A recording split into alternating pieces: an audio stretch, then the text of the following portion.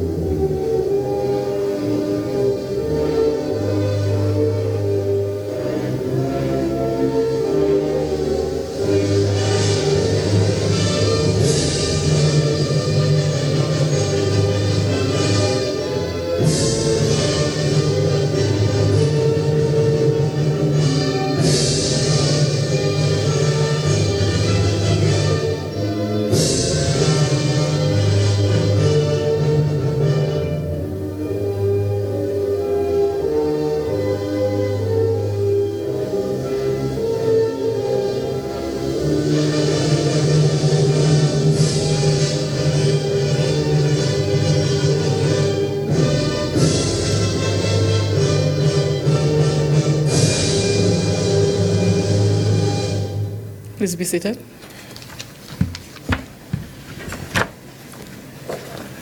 Good evening again. Before we start the formal program, I have a public service announcement to make. You know those dreaded public service announcements, but this is in your own security. So I've been asked to advise that in case of emergency, please exit the building following the route that you entered. That is, leave this room and then turn left, and I really do mean left. Go through the glass double doors and descend the stairs. Please move away from the building and assemble in the car park outside the Alistair Mcintyre building and await further instructions. In the event this exit is blocked or the movement is too slow, upon leaving this room, turn right. Exit through the double glass doors ahead of you. To exit, you must please press the exit button on the wall on the left-hand side. Left, not right, left. Not by right. Ascend the stairs. This time you don't descend apparently. And move away from the building. Assemble to the right of the building in the open area. And there you must await further instructions. Now, for those of us who need to use the washroom, to get to the washroom facilities, upon exiting this room, turn right, and then take a sharp left. Not like a hairpin bend, but sharp left, and the facilities are identified. Barbados takes occupational safety and health very seriously. All right. So, welcome to the K-Ville campus. I am Cynthia Barrow-Giles, and it is my pleasant duty to be a master of ceremony this evening. The campus community, that is the K-Ville campus community, is truly delighted that you could join us as we honor and celebrate the former Prime Minister of Jamaica. Now, 2 days ago, Jamaica, and by extension, the Caribbean, lost one of its leaders. Ladies and gentlemen, I think that it is fitting that before we begin the formal program, in honor of the memory of former Prime Minister Edward Seaga, we ask that you join us in observing a moment of silence. Could you please stand?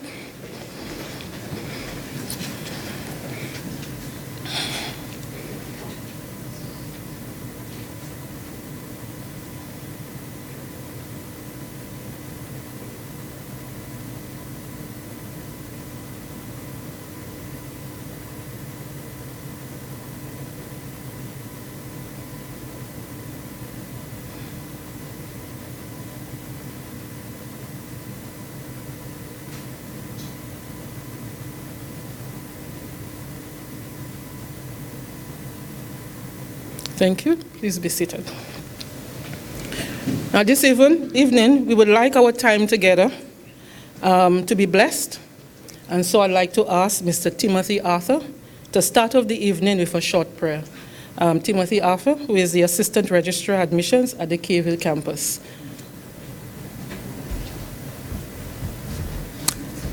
Let us pray. Father, we thank you for this day. We thank you for your goodness and your faithfulness to us.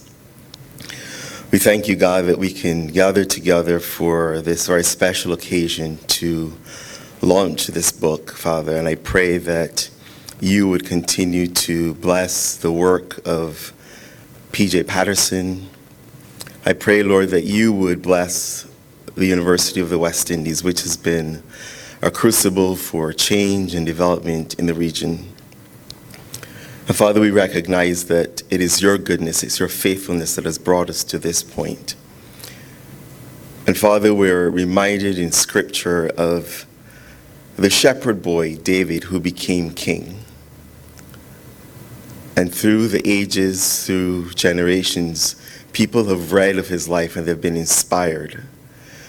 And so, Father, I pray that just as you took that shepherd and made him a king, that this son of the Caribbean who came from humble beginnings and became a leader, that as men and women, boys and girls read of his life, that they would be inspired, to be that agent of change and transformation that our nations need.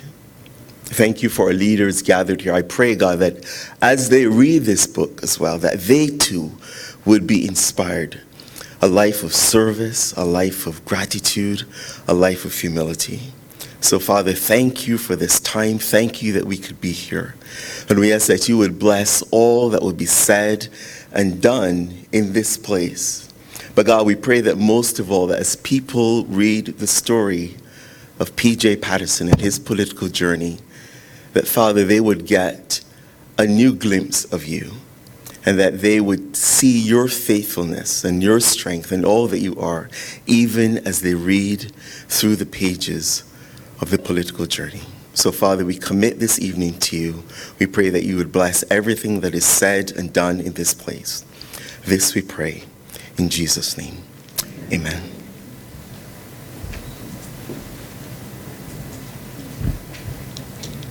Thank you, Timothy.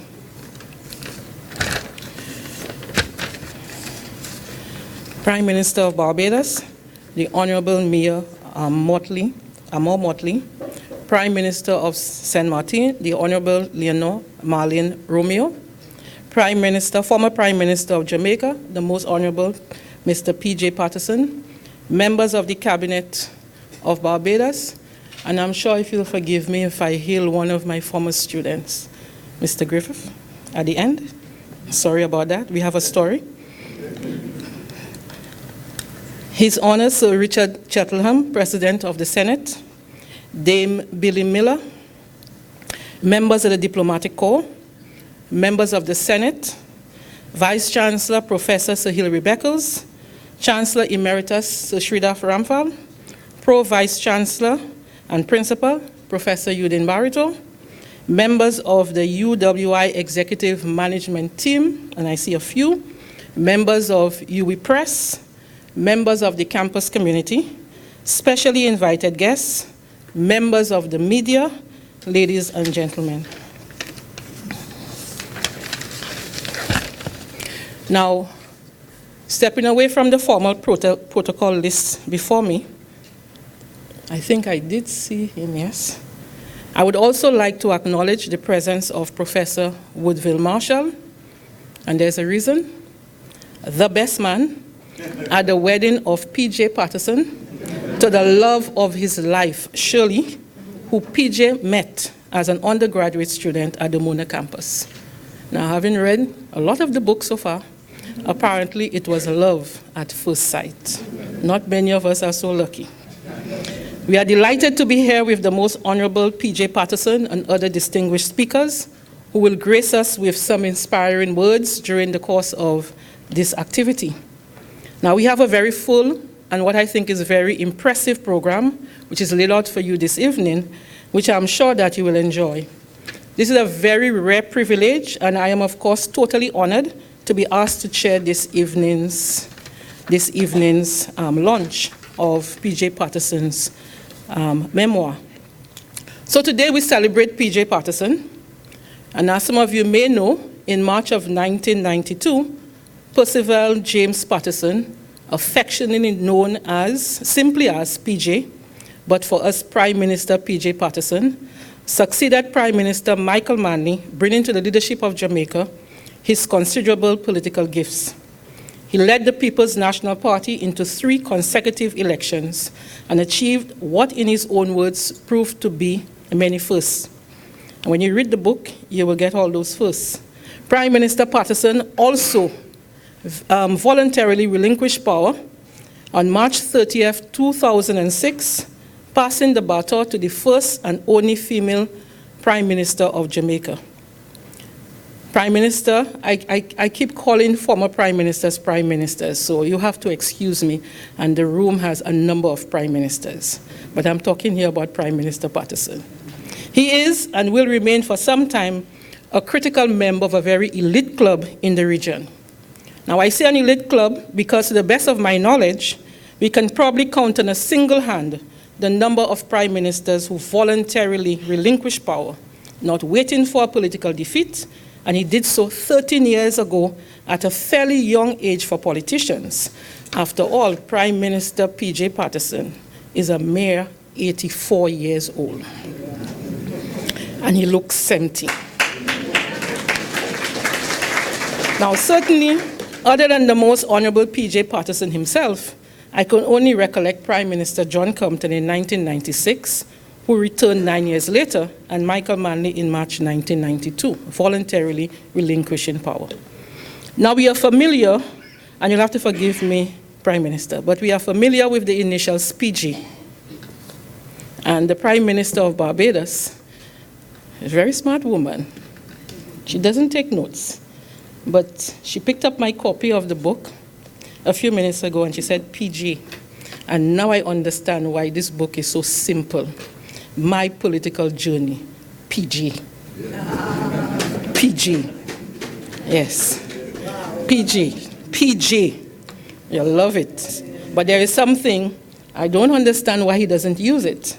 Because not much is known, or little I should say is known about his other name. And that other name is Noel. Now the question is why he doesn't use it. Perhaps because he also did not wish to be remembered as the first Noel to demit political office. The first Noel. I did not know of that name, and I'm guessing that many of you here today, this evening, are also blissfully unaware that his name is actually PN, not PG. So he created a distance. He left out the N. But the word Noel, Mr. Prime Minister, conveys such goodwill towards mankind that I find it hard to believe that anyone named Noel would not sing about it joyfully.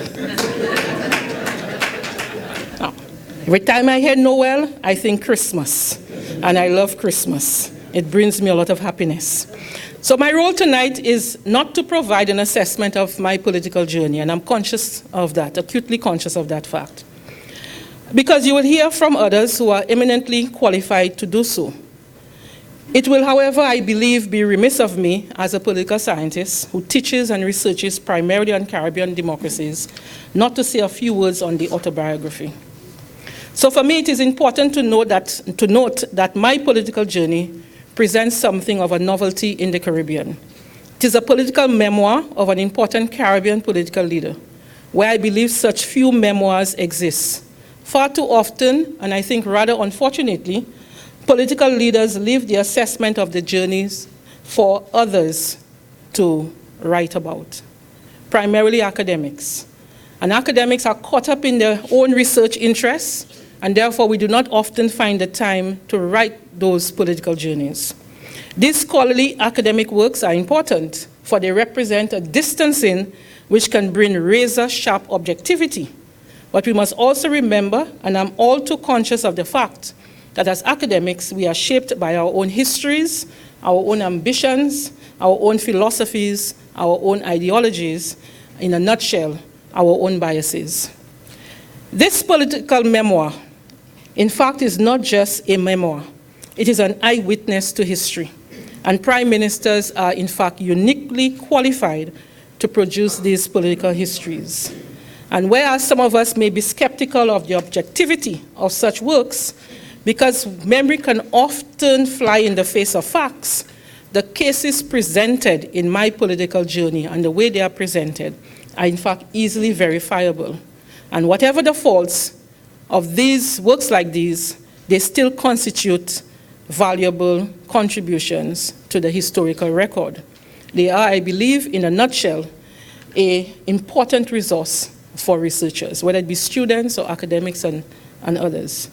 Now, the title of the book, which we are celebrating today, My Political Journey, is quite honored on, is quite simple. It does not attempt, like a lot of memories or memoirs that have been produced by some world leaders, to signal some grandiose historical ambition.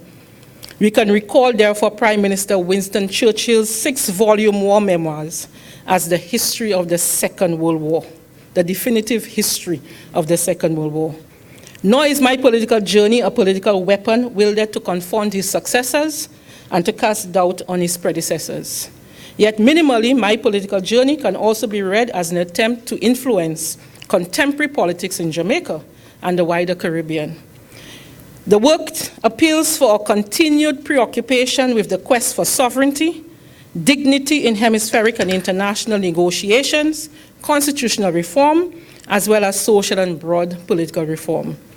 I have personally found my political journey to be immensely fascinating, and certainly to my mind, there is no evidence of self-serving as some political memoirs can be. The Honourable P.J. Patterson readily accepted failure despite ambitious attempts to resolve what for him are personal. And of course, we know that the personal is always political. What do I mean by that? For instance, reading the book, P.J. Patterson accepted the mantle of leadership in Jamaica at a time of tremendous violence in the country. Yet in his work, he unreservedly admits that despite numerous efforts, crime in Jamaica remained, in his words, obdurate. That brutal honesty, the ability to refrain from self-serving distortion, is quite refreshing. And he makes no concerted effort to intellectualize what some may see as the irrational, the impossible. Perhaps it's because of his training as a lawyer, where no doubt he would have acquired the skills like a psychologist of listening and taking copious notes. But P.J. Patterson is also quite playful, and good, and I don't know him, but you get that sense from the book. Quite playful, and good-natured in the way he pokes fun at himself. So I had to chuckle when I read of his encounter with an elderly Jamaican lady, which I would like to share with you. For those of you who have the book, on page 386, P.J. Patterson writes, "I like to mingle with the crowd. In February 1998, when a test match between England and the West Indies was abandoned because of the poor state of the wicket at Savannah Park, and the Vice Chancellor would recall, I threw a party, just like Caribbean people. He threw a party on the lawns of Jamaica House, to which all visitors to the match were invited."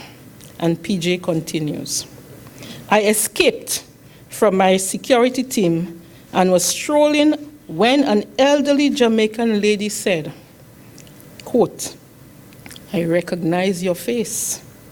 Won't you the person sitting beside me on the minibus to Ocho Rios?' Well, I almost died, because I know what it's like to travel on a bus to Ocho Rios or from Ocho Rios.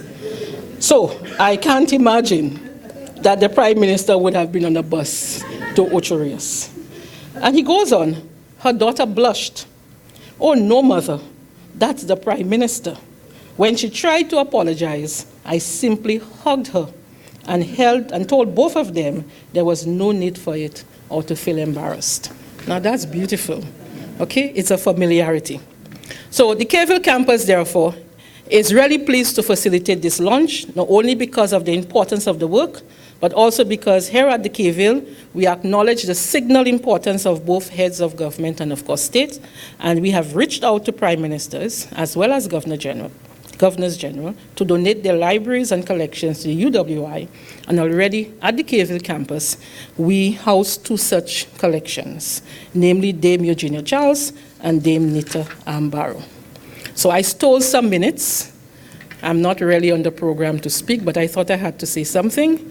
And so now I'll get to the formal program.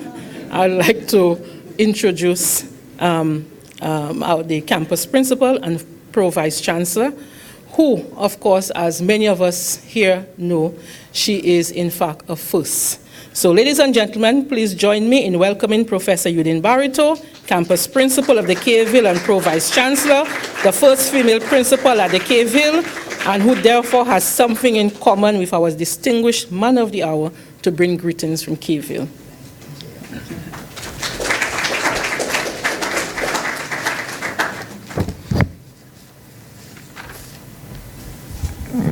Thank you, Chair Mcintyre Barrow-Giles. Prime Minister of Barbados, the Honourable Mia Amor Mottley. Prime Minister of St. Martin, the Honourable Leona Marlin Romeo and her delegation. 6th Prime Minister of Jamaica, the Most Honourable Mr. P.J. Patterson. Members of the Cabinet of Barbados. His Honour, Sir Richard Cheltenham, President of the Senate. Dame Billy Miller, Ambassador Plenipotentiary. Members of the Diplomatic Corps. Members of the Senate. Vice Chancellor, Professor Sir Hilary Beckles, Chancellor Emeritus Sir Sridhar Ramphal, members of the UWI Executive Management Team, members of the UWI Press, members of the UWI and campus community, specially invited guests, students, members of the media, ladies and gentlemen, good evening and welcome. It is always a very special honor to welcome to this campus such distinguished citizens of the region as we have here tonight. I must pause and offer a very special welcome to the Prime Minister of St. Martin, the Honourable Leona Marlin Romeo, and say what is a pleasure to have 2 women Prime Ministers of the Caribbean in the audience tonight.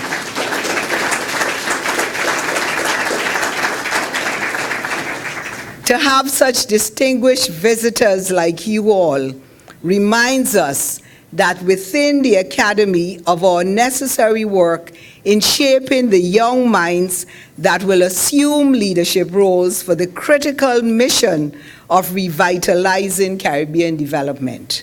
I am therefore heartened to see so many regional builders here tonight to join with us as we celebrate the exceptional life and political journey of national, regional, and international service of Jamaica's 6th Prime Minister, the Most Honourable Percival Noel James Patterson. The University of the West Indies, and indeed the Caville campus, is honored to host the launching of this book, authored by a Caribbean colossus, whose life has been devoted not only to service in the political arena within Jamaica, but to countries and institutions across the Caribbean, always informed by an unwavering commitment to Caribbeanness.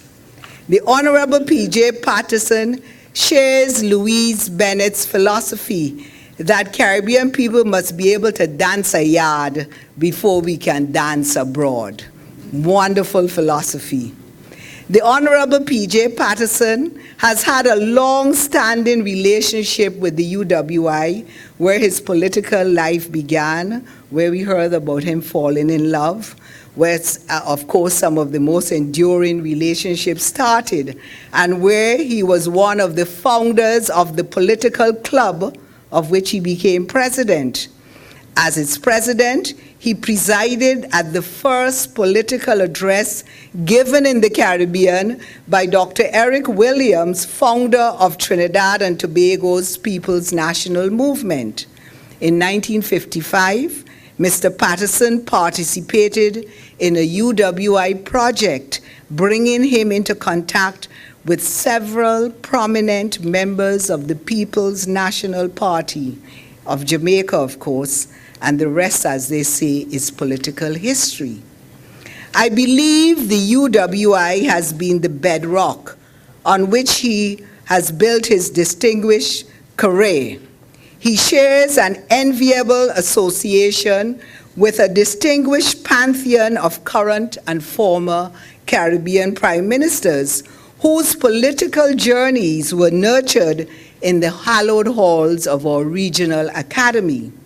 Indeed, the story of their challenges and successes, and more importantly, their indelible impact on this region's development, has each helped to shape the rich tapestry of the region's socio-political achievements. It is such outstanding leadership, ladies and gentlemen, that provides the grounding for UWI's vision to be an excellent global university rooted in the Caribbean. Jamaica's 6th Prime Minister's commitment to the UWI and his profound appreciation for the contribution we continue to make to transform this Caribbean was aptly demonstrated in 2009 when he donated his personal files to the Mona Library of the UWI, adding to its Caribbean Leaders collection. These files document his contribution to Jamaican politics and government and Caribbean integration and international relations during his political career and tenure as Prime Minister.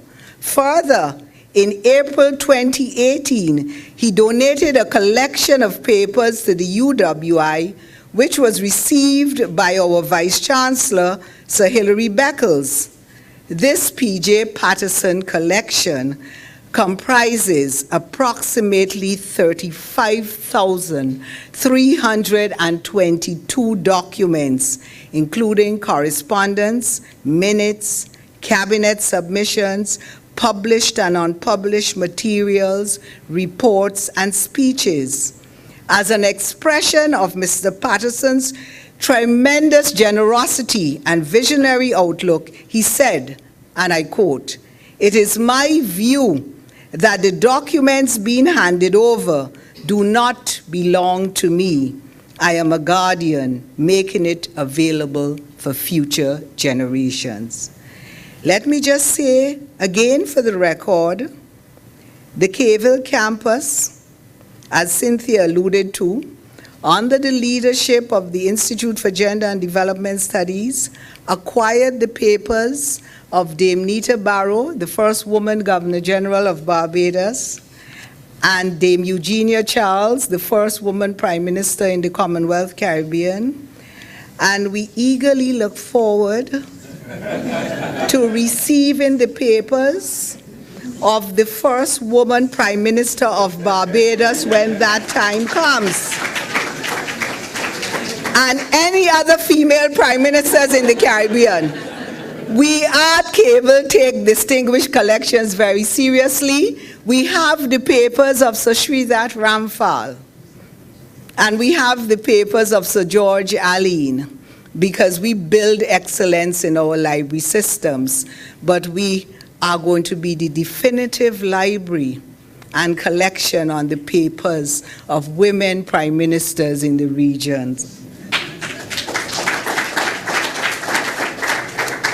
P.J. Patterson, along with other Caribbean prime ministers such as Dr. Ralph Gonsalves and Professor of Practice Owen Arthur, was inducted into the role of honorees of the American Foundation of the UWI, which was established in 1956 to develop an endowment fund in the United States for the support of this institution. This foundation has provided several scholarships and grants and has funded special projects for the development of the UWI. His generosity was again extended to the UWI by his committing the total proceeds of the sale of this book to the UWI PJ Patterson Endowment Fund. So when you buy this book, you're getting a fantastic volume, a great read, and you're helping UWI because of his generosity.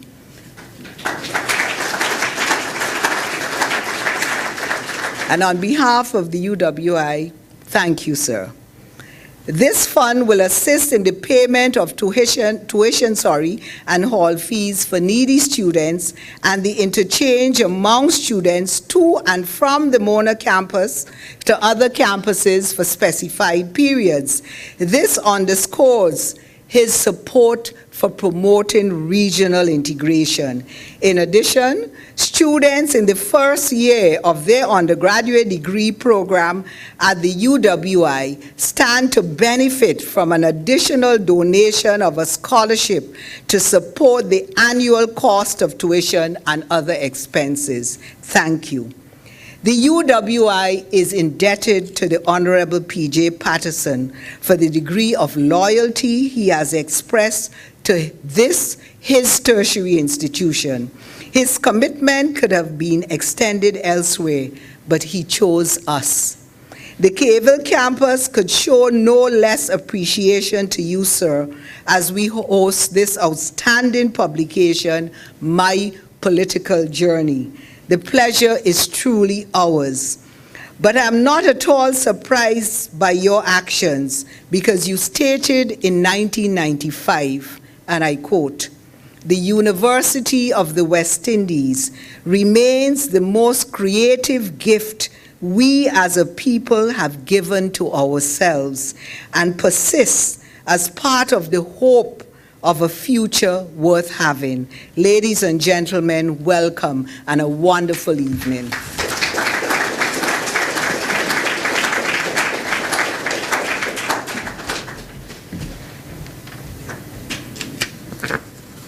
Thank you, Professor Barito.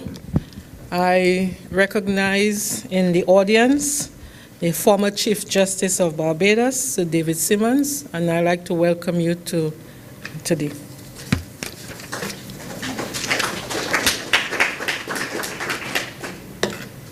Our next speaker is Sir Sridhar Ramphal. Now, I'm sure that Sir Sridhar needs no long introduction, though he does have quite an extensive international and regional record of service, and he has accomplished much over the extended period of service.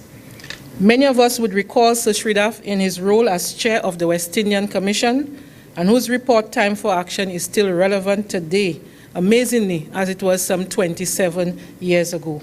But Sir Sridhar, who is also a barrister by training, was for many decades a global public servant and hence an internationalist.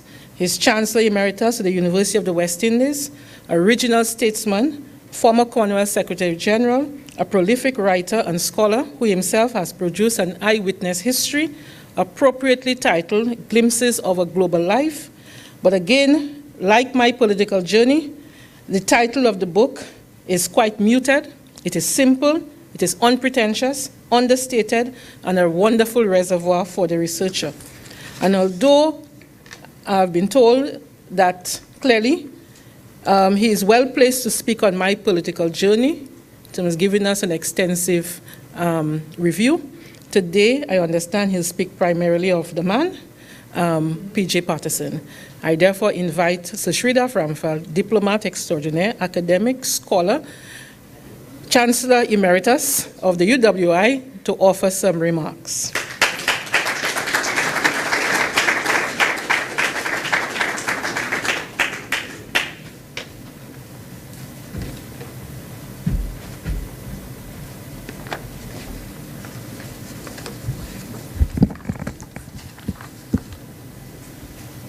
Prime Ministers,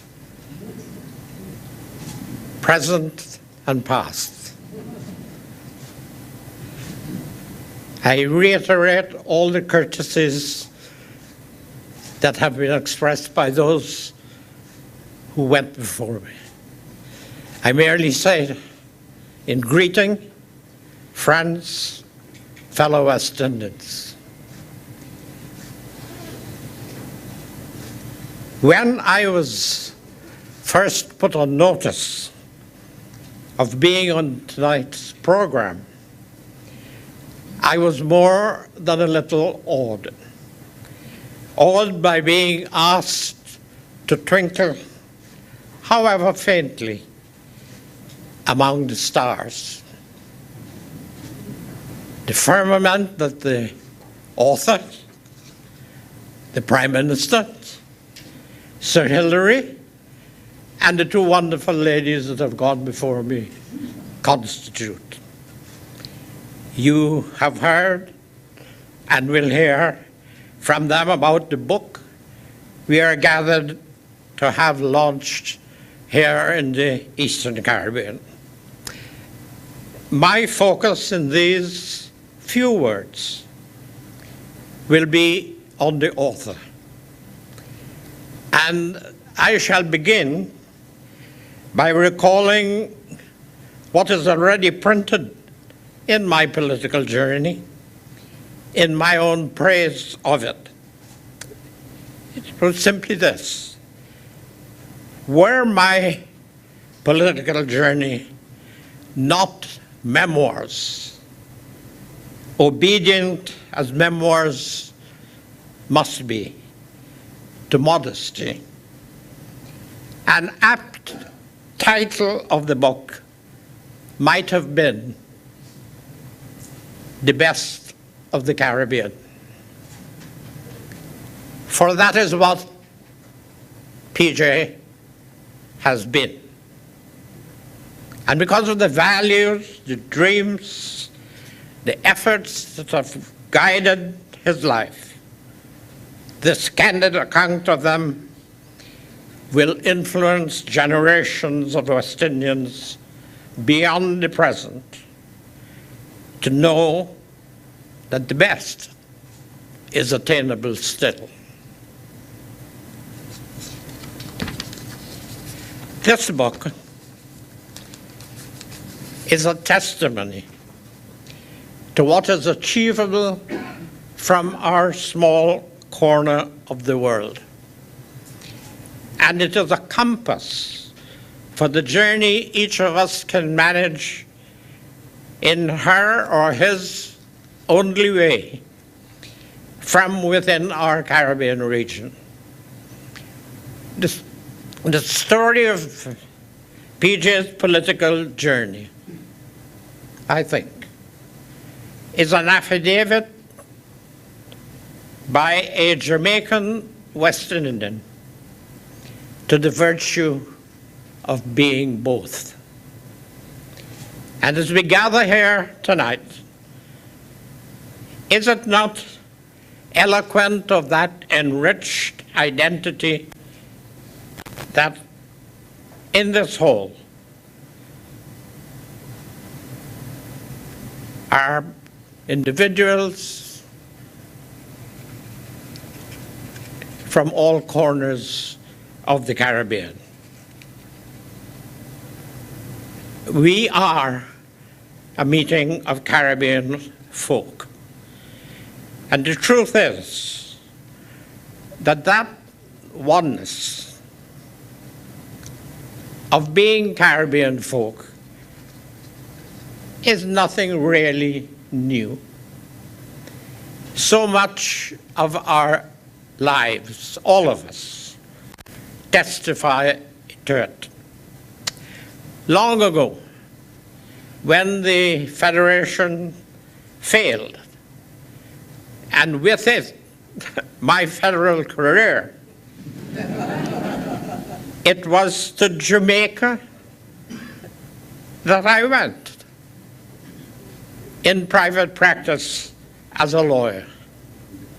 Very hospitably received in the land that had precipitated the Federation's demise. It was from there that Guyana's new Prime Minister, Forbes Burnham, invited me to come home as Attorney General to draft our independence constitution, which they were later to change. It was 1965. We were not on the internet yet. My response to the new Prime Minister was borne to Georgetown by hand. The hand of my new friend at the Jamaican bar, Percival Patterson. My whole life thereafter, the last 55 years, and all I did within them, were conditioned by that letter of acceptance that PJ carried for me. The tag, always one, speaks not to ambition. It reflects reality. Reality that ambition should aspire to exhibit. When we have so aspired, in unity, we have achieved distinction. This place where we are tonight, this university, is a celebration of that unity and its resultant excellence. The story of PJ's political journey is, of course, rooted in Jamaica, but it reveals as well, and with clarity, how deep his sense of regionalism ran, and how much he contributed to Caribbean achievement. I am very fortunate to have been close, very close, to some parts of his journey. In a touching personal endorsement of the copy of my political journey that he sent me, PJ wrote, with the highest esteem for the joint pilgrimage we have pursued throughout my journey. A few weeks ago, here in Barbados, I spoke to an ACP conference on the historic importance of the Lomé negotiations of the 1970s, and how the Caribbean made the basic concept of the ACP, Africa, Caribbean, Pacific states, how the Caribbean made it possible, and how we went on to secure the respect, not always the agreement, but the respect of the Europeans. That was part of our joint pilgrimage. And today, the EU has named a room in their headquarters in Brussels after us, the Patterson-Ramphal room.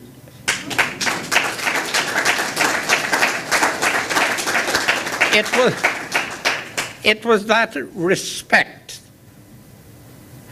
for our unity of purpose and for our steadfastness in standing up for the unified Caricom position of that time, 50 years ago, that made that naming possible. PJ's Caribbeanness was the heart of all we did.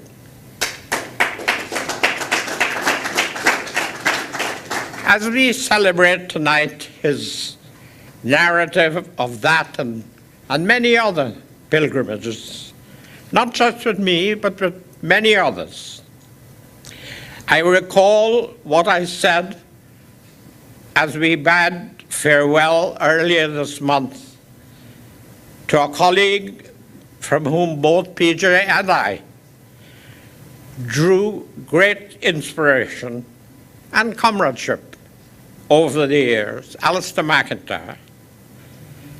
In my tribute to him, I recalled, and I quote, his worrying as he went over the darkening of the regional scene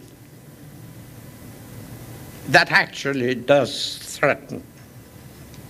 And I ended by saying the region's debt to Alistair is payable only in a new enlightenment that makes Caribbean oneness the reality for which he lived.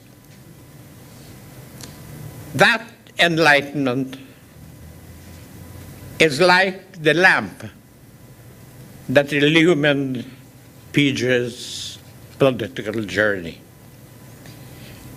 How many of you, I wonder, recall the Rose Hall Declaration? It was 2003. And Caricom was celebrating its 30th anniversary at a meeting of the heads of government in Jamaica, presided over by Prime Minister Patterson. As chair of the summit, PJ submitted a document to the conference entitled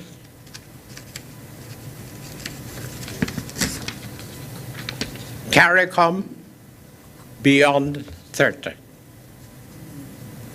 Charting New Directions.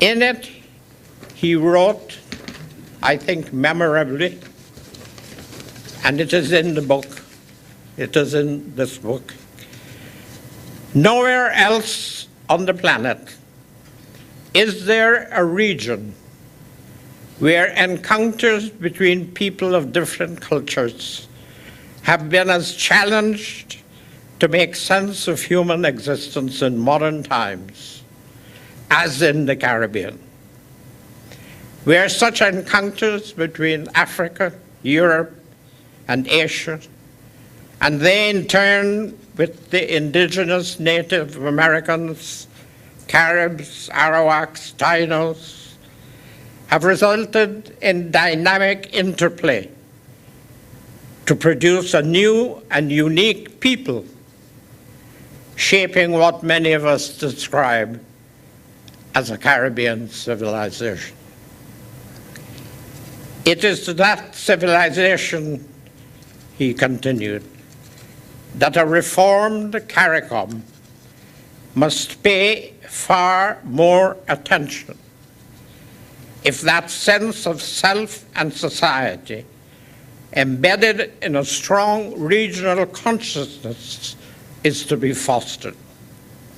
For it is such regionalism, rooted in psychic and intellectual commitment, that will sustain the institutions that are vital, but by themselves mean nothing without the passionate commitment of those who must lead, manage, operate, and constantly evaluate them. Caricom Beyond 30 recommended that the community's institutional machinery be further strengthened by the establishment of a Caricom Commission in the near future in order to introduce a meaningful executive function at the regional level and strengthen implementation in the community. Shades of the West Indian Commission 10 years earlier. PJ urged on his colleagues from the chair in 2003 these words: "Our association of states, exercising sovereignty individually and collectively for the betterment of our people, to build a truly living community that would enlarge our common space, to unleash entrepreneurial energies, and as Norman Manley once said, a community that provides a wider field for individual ambition." The Rose Hall Declaration on Regional Governance and Integrated Development was the community's response. It recorded the agreement of PJ's colleagues to the establishment of a Caricom Commission or other executive mechanisms whose purpose will be to facilitate the deepening of regional integration in areas of responsibility specified. PJ commended it to the summit. The discussion was brief. One Prime Minister spoke for many. He proposed acceptance of the declaration with the addition of only 2 words after agreed. They were, "in principle." And so it was. As my political journey records, at the end of my tenure, now, it was still a work in progress to convert principle into action. It was to get worse. After PJ's tenure, Caricom heads actually agreed to pause that process of converting principle into action. PJ ended the section of his book which recorded these events with the following reflection: "I left the stage with a closing exhortation to my colleagues at the CSME signing ceremony. I implore you," he said, "never to abandon that passionate commitment to the full advancement of the region, which has allowed us to fulfill this part of the dream today. The challenges abound, but with unity of purpose and direction, the region will conquer whatever mountains we encounter on the journey, so that all people of the Caribbean can realize their full economic and social potential. The people we serve will judge us on the basis of the actions we have taken to enhance their lives and that of future generations. Let us therefore," he said, "together advance with courage and determination."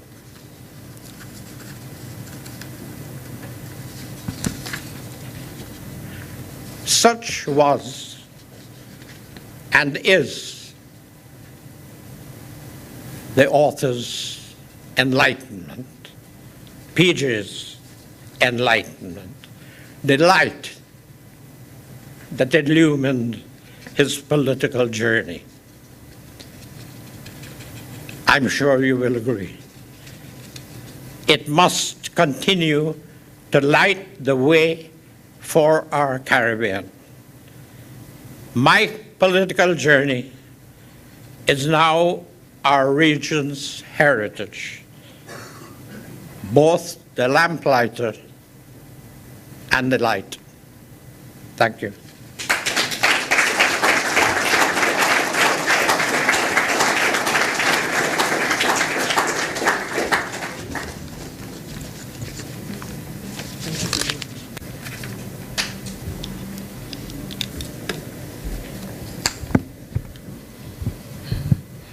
Thank you, Sir Sridhar.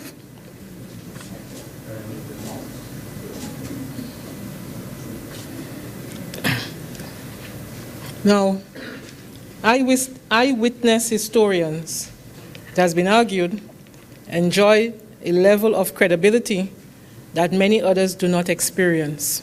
Why? Because as someone said, or someone argued, they have the opportunity, and I quote, to see evidence before it is cooked, before evidence is falsified, before the recording of history takes a backseat to convenience. So on that note, please join me in welcoming our Vice-Chancellor, historian par excellence, both technically and eyewitness, one who we can expect to produce that which it is said the political memoirs cannot normally achieve: the necessary self-detachment, the objectivity, and dispassionate assessment of an era, the historian who, because, and I quote, written history become better the further away the historian was away from the events he was describing. Put another way, truth is the offspring of time and space to give us some insights on my political journey. And there's no person better than the Vice-Chancellor, both an eyewitness historian and a technical historian, to do a review of my political journey.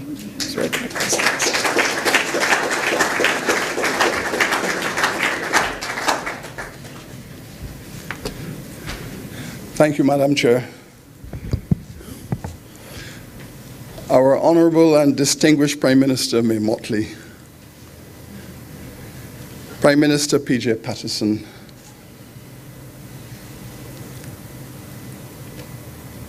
Principal Barreto and Deputy Principal Professor Landis, our visiting Prime Minister of St. Martin, Sir Sonny, Sir David and Lady Simmons, Sir Richard, Dame Billy, it's good to see you, distinguished members of Cabinet, members of Parliament and the Judiciary, Professor Marshall, best man,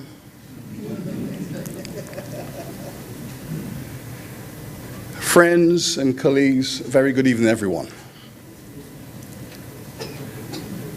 This is indeed a Caribbean moment, a Caribbean gathering in a Caribbean space. Just across the corridor here is a building that carries the name of Sonny Ranfal, the Ranfal Center for Trade Policy and Law. Across the corridor is another building that carries the names of Rex Nettleford, Alistair Mcintyre, Sir Arthur Lewis, Derek Walcott, and so on and so forth. Within a moment, of this space. Across the street,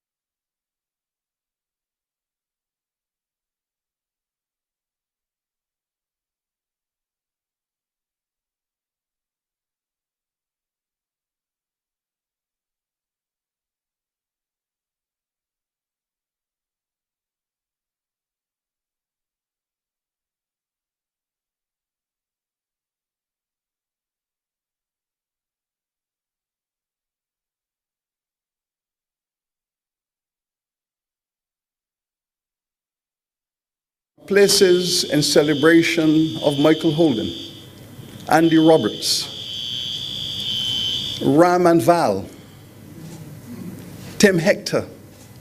All of these Caribbean icons are captured in this space here at Cave Hill in the UWI. PJ, of course, is reflective of this entire journey, and as his book has indicated, this is the world that he sought to create. I'm so happy to welcome Professor Marshall here, because you know, when I got to Jamaica, next month will be 40 years. There was a rumor in Jamaica that P.J. Patterson had only lost one election in his entire political career. And he was campaigning to be the president of the Guild of Students at Mona. And he chose one Woodville Marshall, also of Chancellor Hall, to be his campaign manager. Woodville, that is a rumor. I have not been able to verify the accuracy of it. But the point is that PJ, as a youth, chose to conduct his campaign within a Caribbean context, and that Woodville was his man to provide the leadership. I think that was that before the federal issue, or that was preceding the federal issue? Preceding the federal issue. So this is before 59. We've seen a few classics in terms of memoirs of our political leaders in recent decades. There have been some excellent memoirs. Certainly one thinks of Eric Williams' Inward Hunger, a remarkable text of a mind that sought to explain the purpose of entering politics at a critical moment. One can also think of Jargon's remarkable book, The West on Trial, that sought to explain the Caribbean's encounter with Western imperialism persisting into the middle of the 20th century.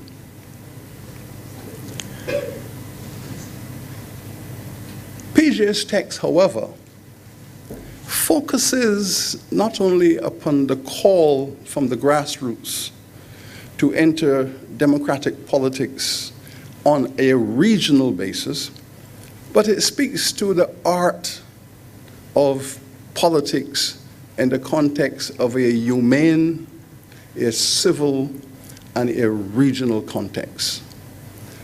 It is not about the politics of power, or indeed the politics of the use and abuse of power. It is about how do we move societies along so that we can all, as a Caribbean people, move together towards that democratic enlightenment. Now, one of the advantages of being the Vice Chancellor of this university is that you reach a stage where nobody wants to hear your official addresses anymore. You have entered the age where you bring brief remarks. And that is a graduation. Maybe not a graduation. Maybe it's a relocation to a space where you are given 1 minute. Make some brief remarks, welcome your guests, and take a seat. Now, when PJ invited me to give remarks at his book launch here, I said to him, I would love to give a 1-hour speech on this book. But what I'm going to do, PJ, for you, I'm going to make a video. I'm going to make a video that captures this book, this man in the context. It's only 6 minutes long. So I'm inviting you, therefore, to observe the video that represents my opinion on the journey of PJ as expressed in his memoir. Thank you.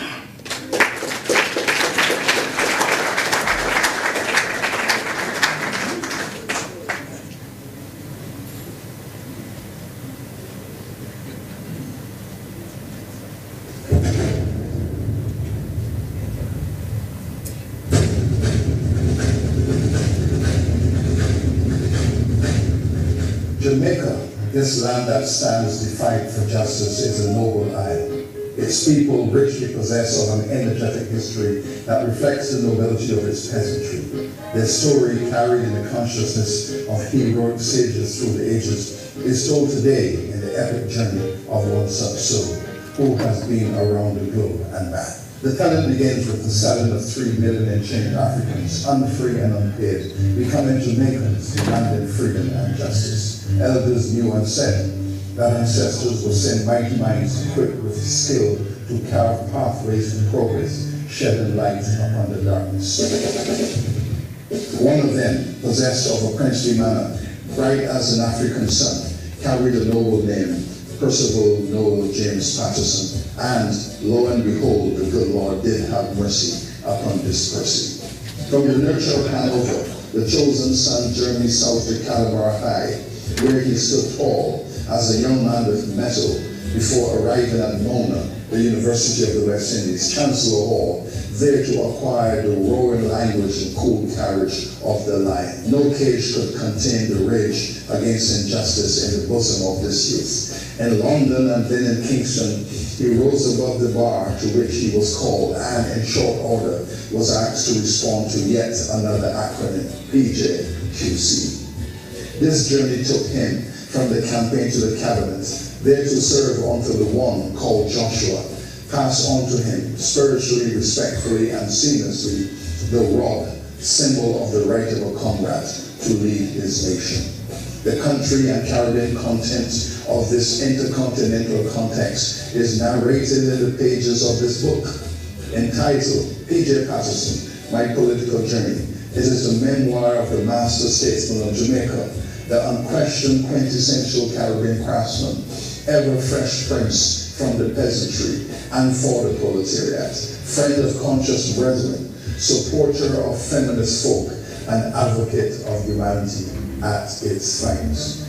It is furthermore an anthology without anomalies, a true and tested narrative of the guru of the grassroots, a story that signposts and signifies his lifelong determination to deepen and widen progressive pathways designed for the progress of ordinary people. What a campaign, this paradoxical representative of the East of West Moorland. What a minister, called to manage every portfolio placed at the center of national transformation, industry, trade, tourism, food security, planning, finance, foreign affairs, and the essential deputy prime minister. 20 years did he occupy the cabinet until finally called to sit sustainably in the highest chair of state. For the privilege and opportunity to serve, Mr. Speaker, for nearly 40 years in the service of this country, in various capacities, in both houses of Parliament and on both sides of the House, and particularly the last 14 years as Prime Minister of Jamaica. I would like to give thanks to the Almighty and express my profound and abiding gratitude to the people of Jamaica for affording me this distinct privilege. Few leaders have served their countries beyond its shore in so many foreign fora and coveted councils in countless capacities and countries, with the range and results that have enabled their nation to rise above the also-ran. In the United Nations, the Group of 77, the G13, ACP, Africa, Caribbean, Pacific Group, and its Lomé Convention, the Association of Caribbean States, the Food and Agricultural Organization, the Non-Aligned Movement, the Commonwealth, African Union, Caricom, and now as patron of his beloved University of the West Indies. Everywhere there was development work to be done, injustices and unfairness to be mitigated and vanquished, the good Lord in his mercy would send a person. Hear the words of his colleague heads of governments offered up in testimony.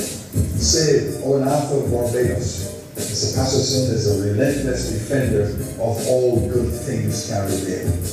Lula da Silva of Brazil, P.J. Patterson is undoubtedly a Jamaican. heavyweight, and his friend, General Alessandro of Nigeria. Peter Patterson is a kind and loving man with a likable personality that you can't but admire. Patrick Manning of Trinidad and Tobago, we in the Caribbean owe Peter Patterson a great debt and must cherish and celebrate him as both an elder statesman and modern-day champion of our cause. And finally, next door, Fidel Castro. Mr. Patterson is one of the most brilliant men of this epoch, a brilliant speaker, a unifier, a representative of the best of Caribbean people, and one of the fairest and most inspiring men that the Caribbean has had. The silence has now been broken. The lion tells the tale of his hunt. The smallest rural parish of Amor now hands over this epic narrative, the inspiring story of the journey of genius, a man of the people, a family man, a citizen, cultured in the civilization of the Caribbean. This PJ needed no more and no less. Pride of Jamaica.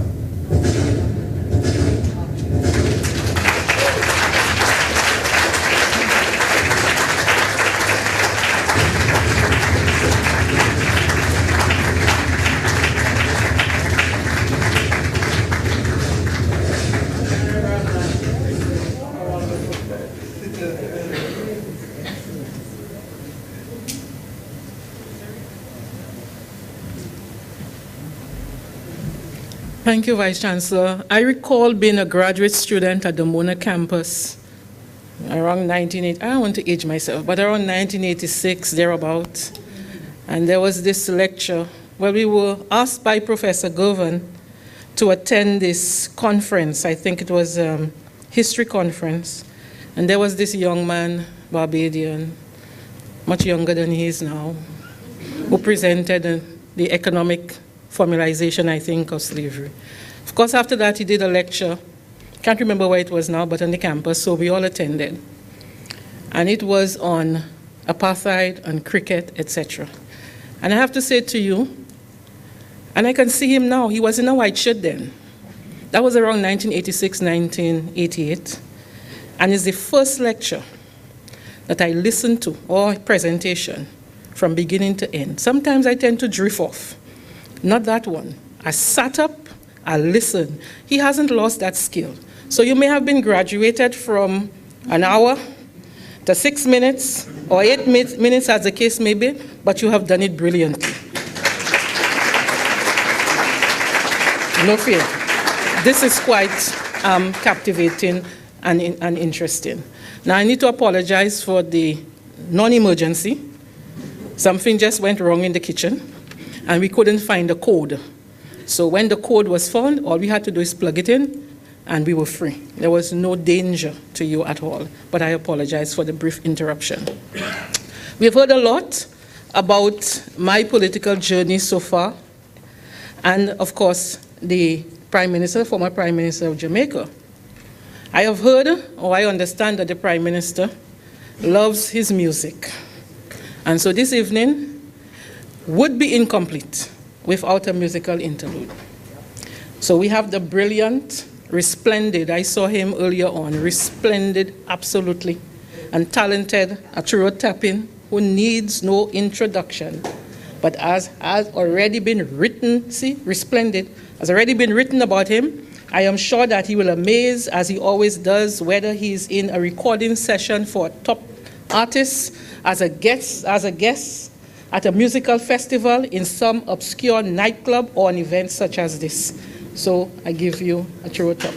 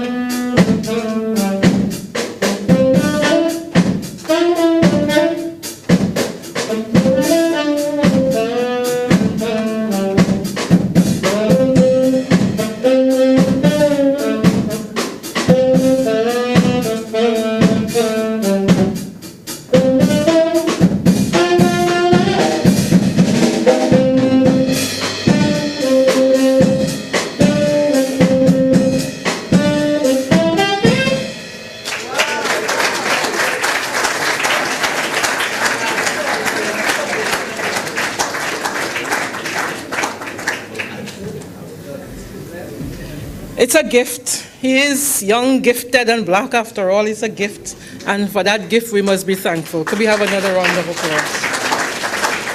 And thank you. And now, it's my pleasant duty to introduce the Prime Minister of Barbados, Amor Mottley. Now, we already know so far that we have had a lineup of firsts this evening.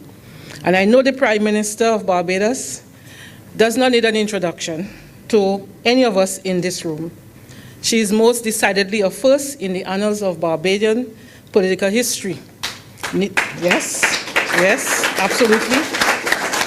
Need I say that she is the first female, I have to say it. Need I say that she is the first female Prime Minister of Barbados? The first to lead any party in this country to a clean sweep? Wow.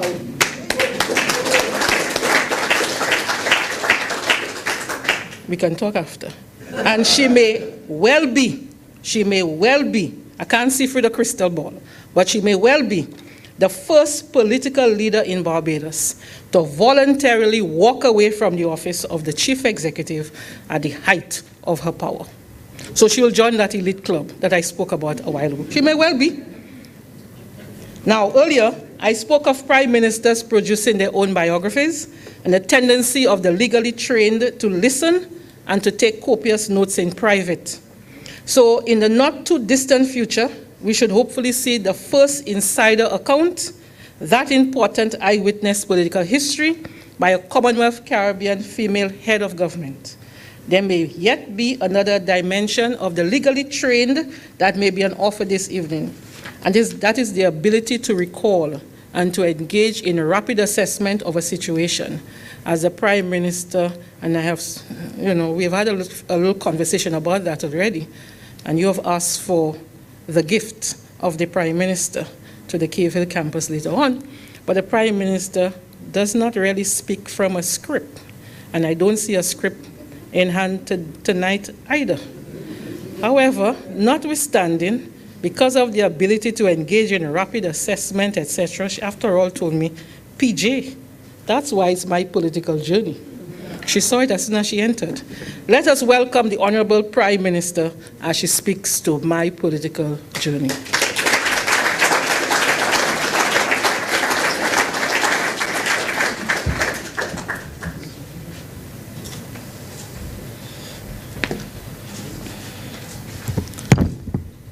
Distinguished guests all, but in particular to the man of the hour,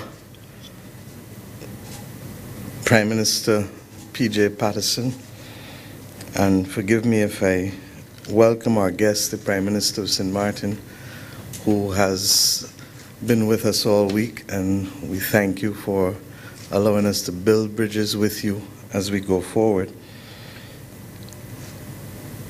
I feel uniquely handicapped this afternoon, tonight.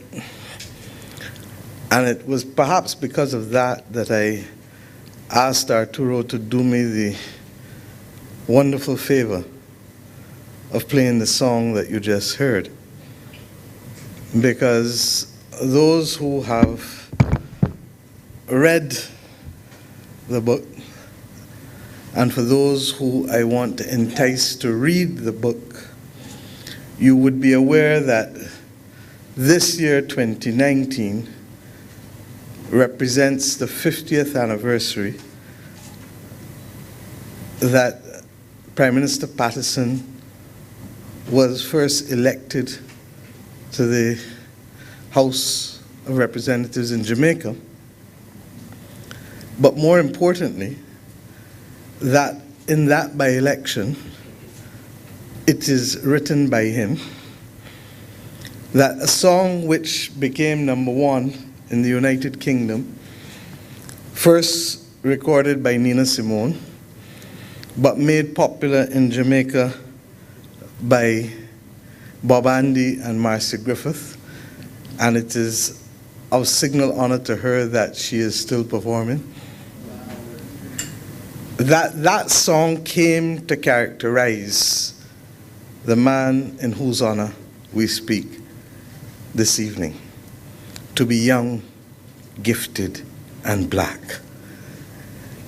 I want to say that the person who is going to succeed me on this podium is a young, gifted, and black man, and you shall see him by his bearing,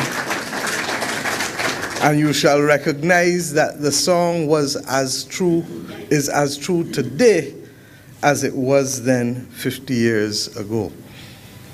But I feel uniquely handicapped because 50 years ago I was 3.5 years old. And therefore I cannot come to the podium and speak as Sridath has so wonderfully done as to the first-hand account of a peer. But I can come to the podium and speak about the inspiration given to me as a young girl and to many others across this region by Caribbean giants who inspired in us in the early independence, in the aftermath of the independence of our countries, a passion to serve and a willingness to build. And for us, especially those who may not have been as familiar with the early leaders of the post-1930s movement, Norman Washington Manley, Grant Lee Herbert Adams, it is particularly poignant that we be given the opportunity to hear firsthand and not through hearsay stories of encounters of those who had the opportunity to serve with or to serve at the feet of the giants of the Caribbean region. And I say so because in my own peculiar instance, I was born in 1965. And therefore, when Sir Sridath spoke of what he and Prime Minister Patterson were doing in 1965, I smiled. But what is of significance is that the purity of the mission has been able to be passed down to us. And I smile with my cabinet colleagues for, without in any way compromising the precepts of the Official Secrets Act, I say simply that in another place, at another point today, I perhaps waxed warm for a little bit about the critical importance of remaining committed to a mission that was set 8 decades ago by people who wanted to see simply the improvement of the lives and the opportunities being delivered to Caribbean people for whom the life and burden of their existence in this part of the globe would have been nothing but hardship and exploitation hitherto. And one of the things that struck me was that we truly are in a relay race. And for those of you who are older in this audience, it is easy to appreciate. But for those who are younger and who believe that everything must be captured in 60 seconds or in a paragraph, then we begin to understand the difficulties that we face as we go forward. My PJ, my political journey. I had the distinct honor, and I thank you, PJ, for allowing me to be able to pay tribute through video when this book was originally launched in Jamaica a few months ago. But it struck me as I reflected then and as I went through elements of the book at the time, and since, that if ever there was a Caribbean Renaissance man, it is P.J. Patterson.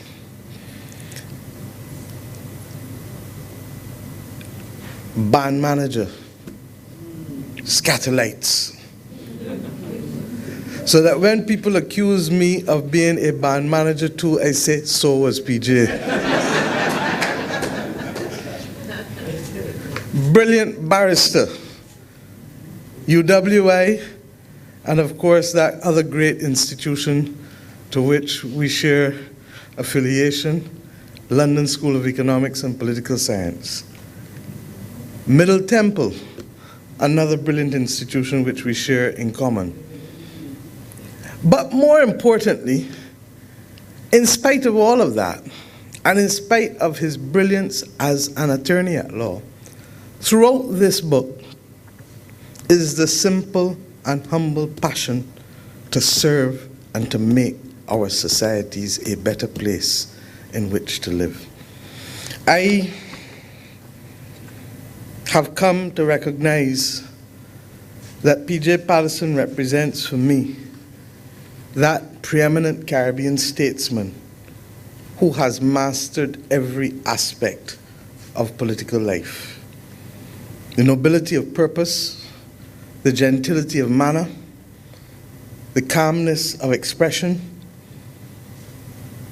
and simply a gentleman in all respects. As a little girl, I met this gentleman, and for me, he always had time. I wasn't a politician.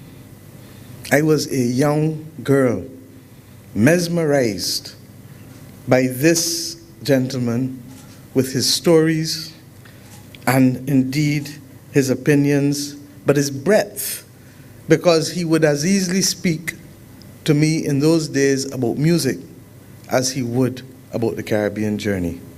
I hope today that he may well reflect and share with you how different the future of Caribbean history might have been if a certain letter was delivered to a certain former premier on time many years ago.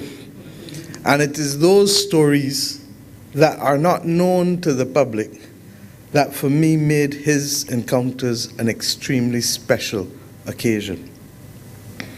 But later on, it was an understanding that this was a man of purpose and honor. As a young senator, I went to Jamaica for a Commonwealth Parliamentary Association conference. It was at the very same time that Michael Manley had stepped down and Prime Minister Patterson had assumed office. And there was a by-election in that constituency to replace Michael Manley. I must confess, coming from Barbados and in very much as a young girl, I was merely, 26, 27 years old at the time. I got dressed anxious because the Prime Minister had invited me and told me, meet me at the political meeting. And he said, you have to come tonight because there's only one meeting. So confident was the People's National Party in the holding of that by-election that they held one public meeting for the entire by-election. But that reflected to me more as I look back on it, not just confidence, but the strategic use of time and power, and an understanding that the elections are won not simply, as Prime Minister Patrick Mallin would tell me all the time, not on a platform. A platform can cost you the election, but an election is won on the ground. There is no more consummate political practitioner in the post-independence Caribbean than Percival Noel James Patterson. His exploits, his tactics, his strategy are legendary. And for all who have been a student of politics, you would do well to recognize that this book is worth reading, but more importantly, the ability to exchange with a Caribbean giant is an opportunity you should not pass by. That evening when I was getting ready to go to the public meeting, I went and I had a green shirt.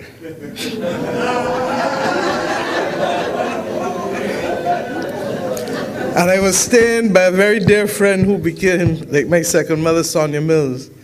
And as I went to step out the house, she said, "Where are you going?" She says, do you want to return to Barbados alive or in a coffin? And dutifully chastised, I changed into a purple sweater. I say all of that because we didn't have a clue as to the extent to which Jamaica very much was a deeply tribal society in terms of partisan politics.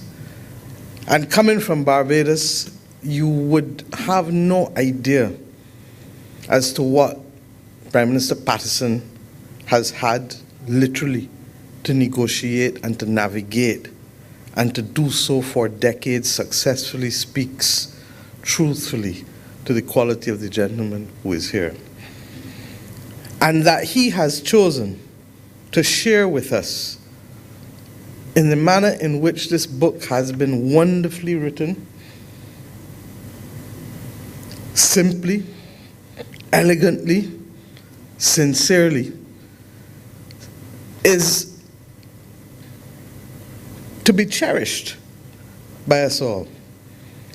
And I want to urge all young Caribbean, not politicians alone, but all young Caribbean people who care enough for the region in which we live to take the time and to read it, and to recognize that there are many lessons to be gleaned from it. PJ mastered the art of political organization, not just in the constituency, but within the party. There are many brilliant Caribbean politicians who believe that the stage was simply about themselves or even policy, but who didn't understand that the ability to work with and to organize among the people who make our party's grassroots and mass base are the people from whom oxygen comes, and are the people who will help to transform the nation. Because without their energy, without their commitment, without their buy-in, we would simply be passing on the stage. Meaningful progress is determined by the extent to which the people who constitute the masses of the country have their lives transformed, and equally, that they themselves are prepared to transform others for whom they have responsibility. In addition to that, art of political organization, his master of public policy reinforces in me a commitment that he had to excellence in the quality of service that he rendered as a public official and as a nation builder. I remember all of the time, whenever I think of P.J. Patterson, for whatever reason, I think of Brees and John, and the passion for public policy that both inspired in me as a young politician. And you may ask, I thought you said you didn't know him. Fortunately enough, I came to serve at the ministerial level in 1994. And by the year 2001, while PJ was still Prime Minister, I had the opportunity as Attorney General to work then over the course of the next few years and to see firsthand the quality of leadership and the statesmanship reflected in the manner in which he treated to all fora and with all people. I was present for the Rose Hall Declaration. I was present on many other occasions when his incisive approach, his commitment to putting the region first, as he did when he so led the region to take on the responsibility for hosting Cricket World Cup in 2007. For many will not recall that it was really PJ who led the effort with the International Cricket Council to ensure that the region went after aggressively the world's third largest global sporting event. That we were a collection of islands did not matter to him.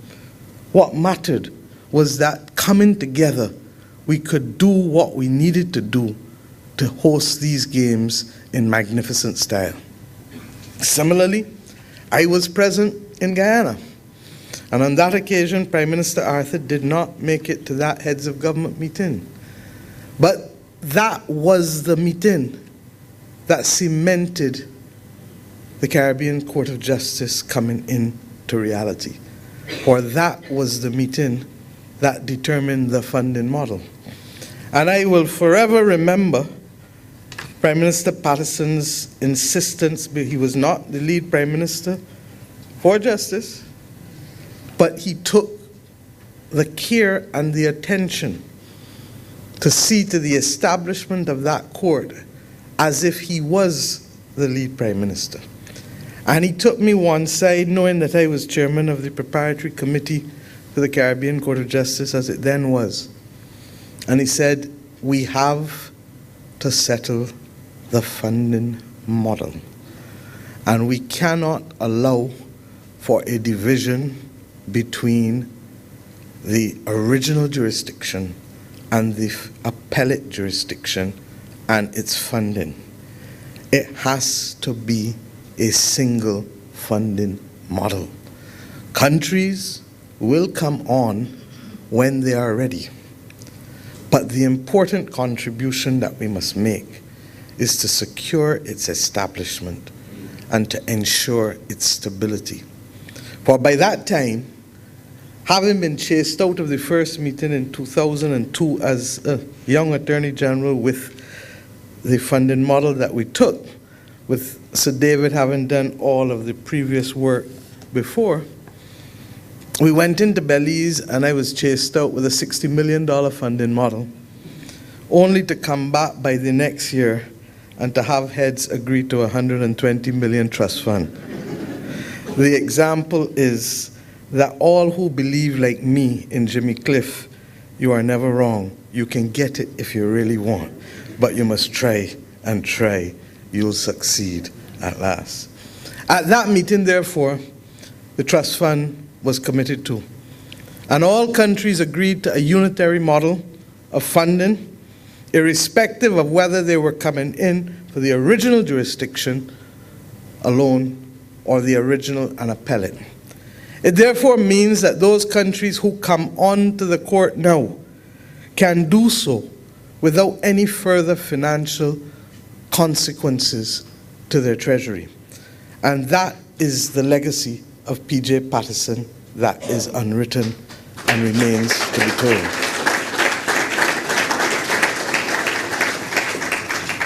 His ability as a Caribbean man, therefore, to inspire is not ever in doubt.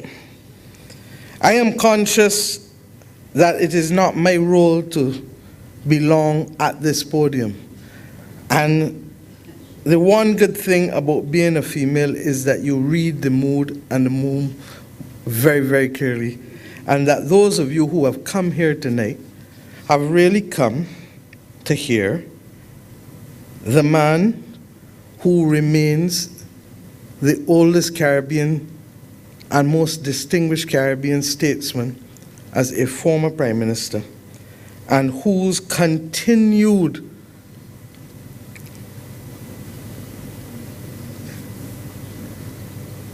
caring, mental agility, and willingness to share impresses. On January 24th of this year, I had the distinct honor of speaking at the 50th anniversary of the Jamaica Stock Exchange. And just after I spoke, there was an event that I am forever grateful to have witnessed. 3 former Prime Ministers of Jamaica speaking to the development of that country. Prime Minister Edward Seaga, in whose honor we pay tribute tonight for his contribution, Prime Minister Bruce Golden, and Prime Minister P.J. Patterson. I smiled, and there's a wonderful picture of myself and P.J. on that day. But I smiled because I felt that there could be no man prouder in that room after that session than P.J. Patterson. For he sat on that podium, and on the one hand, and I had cause to refer to that statement only this week, he heard Prime Minister Edward Seaga openly state that he has now understood fully that trickle-down economics does not work. First confession. And then on the other side of him, on that same stage, was the amazing, and for those who don't know Jamaican political history, I'll explain in a second, the amazing confession by Prime Minister Golden that Jamaica needed perhaps to embrace the values and attitude campaign that was first launched by P.J. Patterson in 1994. 25 years later, and I believe Prime Minister Patterson called for it last year again in July in a speech based on what Prime Minister Golden said. But 25 years after, the recognition that persons needed to return to values and attitude on the clear understanding that many of the difficulties and challenges that we see in our society are based not simply on actions or cannot be cured simply by the actions of governments, but require a national conversation and action. And I want to add this because as I get ready to give an address, a speech that I have in me at the Oxford Union week after next, how hard it is to be good in today's world. It reminds me that the example of ethical and moral leadership has forever been found, not just in the words, but in the actions of this great Caribbean Prime Minister. I'd like to end my few remarks with you by sharing with you something that I wouldn't normally do. That there is a person who continues to inspire. I'm looking for the section here. Me at all times.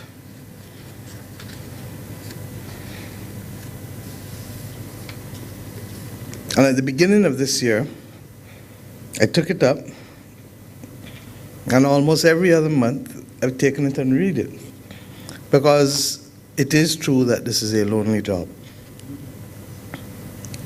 But these words continue to give me comfort that the path on which we walk is the right path. And they were the words that he delivered, and you can find it on page 156 of his book. And I suspect he may be as surprised as you when I read it. On whatever side of the house we serve at present, the office that we occupy must be held in sacred trust for the people. It is to them we are accountable.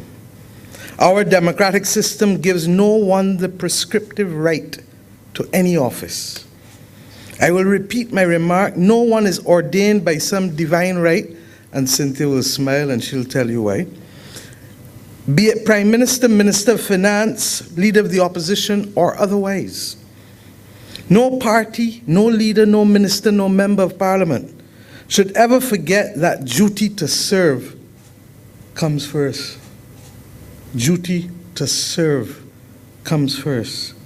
It must at all times take precedence over the quest and ambition for power. We who are privileged to serve can only give the best we can. The times ahead are difficult and challenging. We require strength, courage, conviction, purpose for my part. Neither personal abuse nor any attempt at political denigration will deter me from seeking to make my contribution, however small, however difficult, to the welfare to the people from whom I spring and of whom I am part. I give thanks for that expression of principle, the frankness and simplicity with which it was written and delivered, and I say simply to a Caribbean statesman, you have inspired, you continue to inspire, and I trust and pray that long after all of us are gone, there are those who will come and find similar inspiration in these words and this book as you have been able to do for me and so many of my colleagues. God bless you, and may you continue to be young, gifted, and black. A young boy.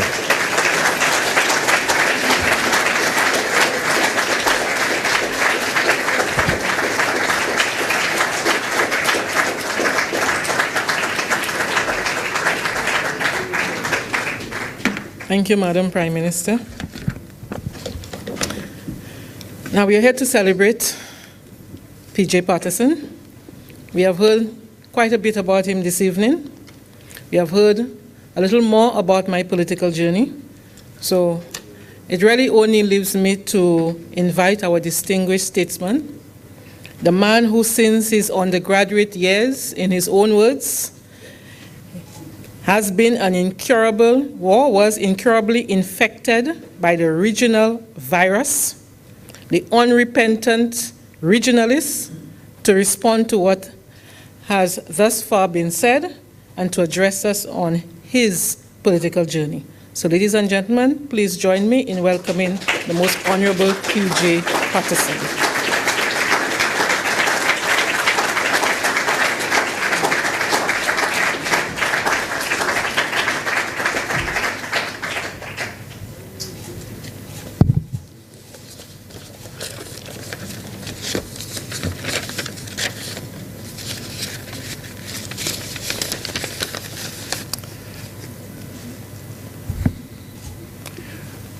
Master of Ceremonies, Prime Minister Mayor Mottley, Prime Minister of St. Martin, Sir Hilary Beckles, Sir Sridath Ramphal, Pro Vice Chancellor Barito,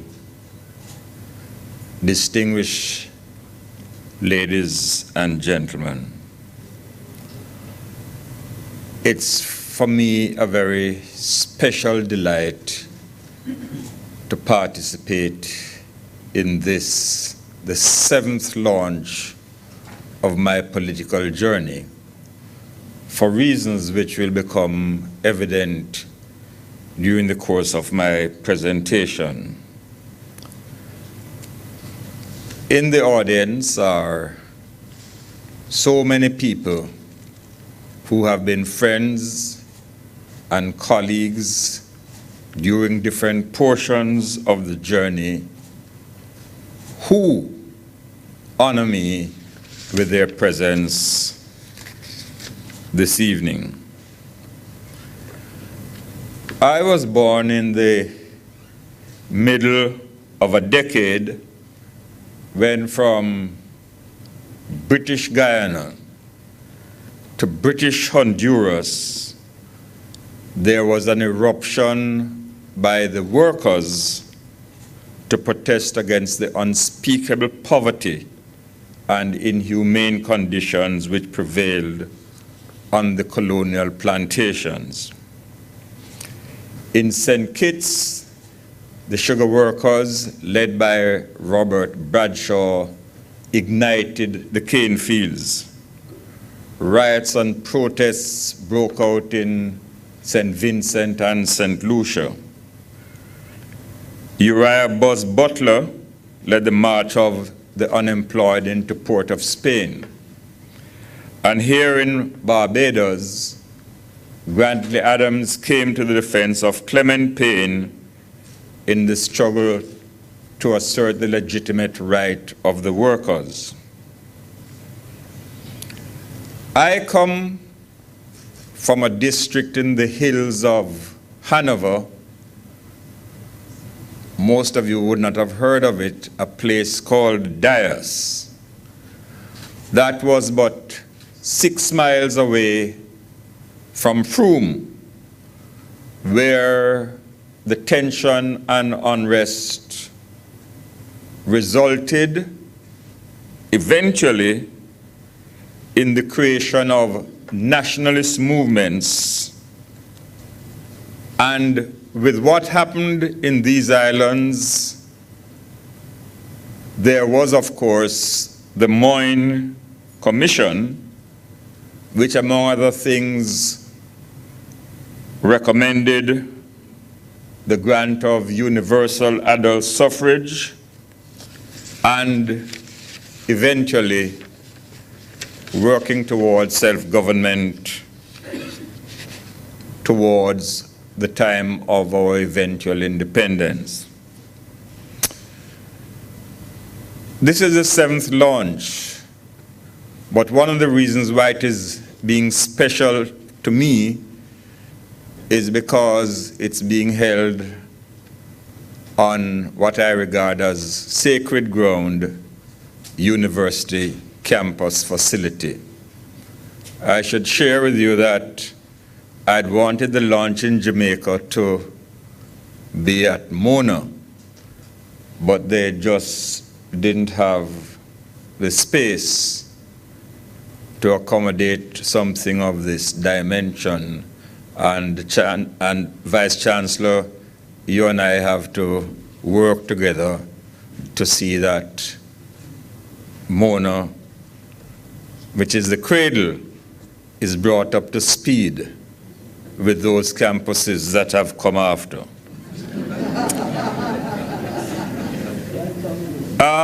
This location is a memorable testament to the outcome of the revolt by the workers and peasants 80 years ago and their revulsion against the brutal legacy of slavery and the inequities of imperial exploitation.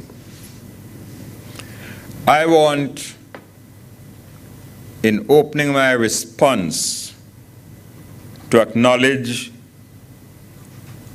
in humility on my own behalf and on so many others who have benefited from it, the tremendous debt of gratitude we owe to the visions who fashioned this special partnership to create the University College of the West Indies between West Indian people for our rescue and recovery, those of us who were victims of a bitter human experience.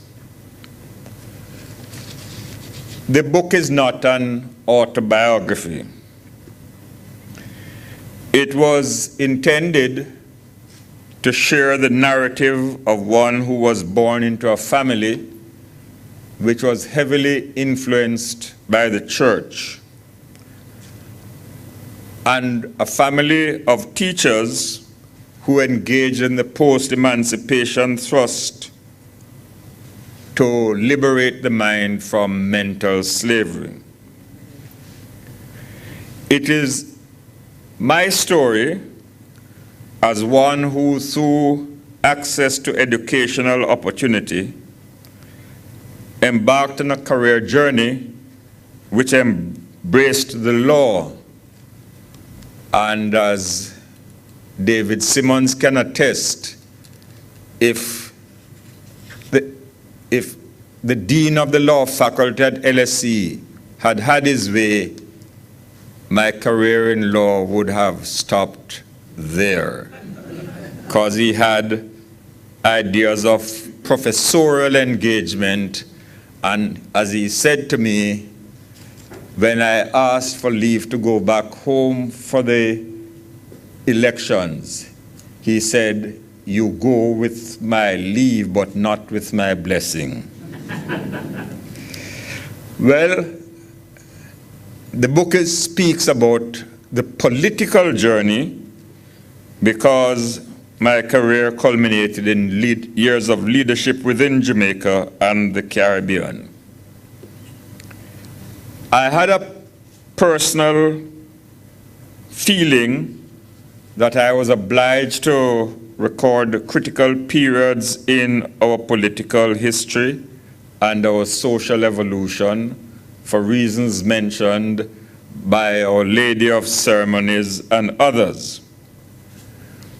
But I also came under severe pressure from relatives, colleagues, and friends to write for our generation, the generation of Sir Richard, of Day Miller, to write for that generation, certainly from a Jamaican perspective, and to do so for the benefit of those to follow, my account of the encumbrances we faced in Jamaica and the Caribbean, and the challenges, how we endeavored and where we failed to overcome them.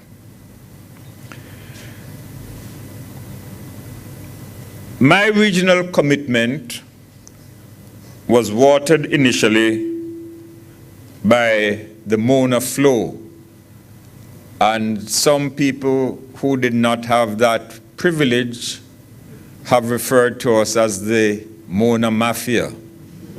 I have no problem in accepting that dubbing.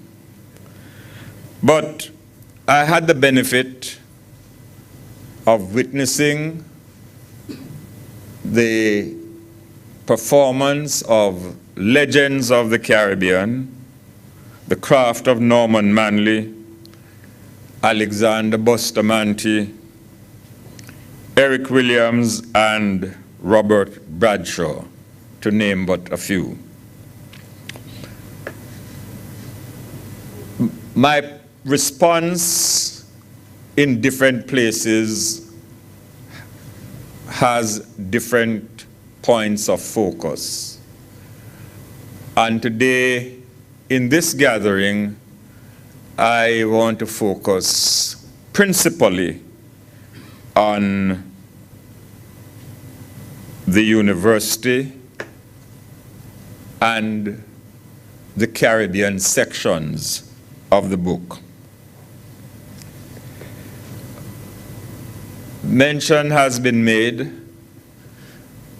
When I went in that first day in September, good fortune had me placed on the same block with Woodville Marshall. And also in that same hall would be Ian Archer, both of whom are present here with us this evening. If I were to engage in discussing the various escapades into which we became engaged, we would be here till the morning. But among my many firsts was as treasurer of the guild to organize the first road mass, Juve, on campus. And the second year, when I was succeeded by somebody else by the name of Everett Linder, he decided that they couldn't afford it, the union. And to the beat of steel band, the music was, the road march was, Ever Linder say no mass, Ever Linder mother. And they rolled out the rest.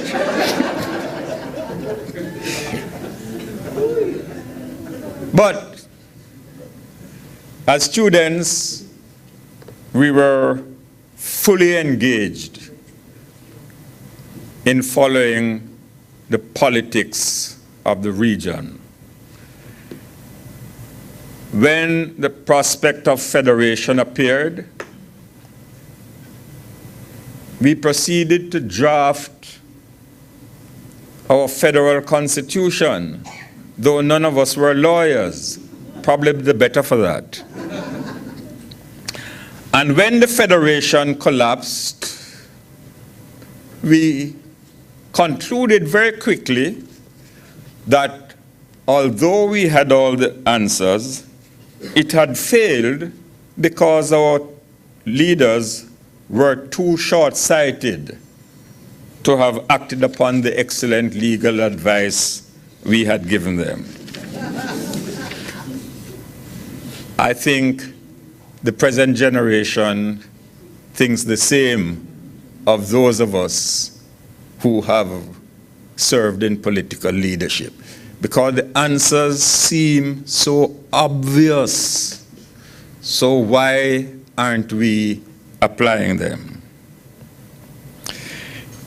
In the book, chapter 4, I have devoted the time to write about the federal experiment. And I've done so because there are people in high places and students who know nothing at all about the federal elections. And when I tried, sometimes I mention the failure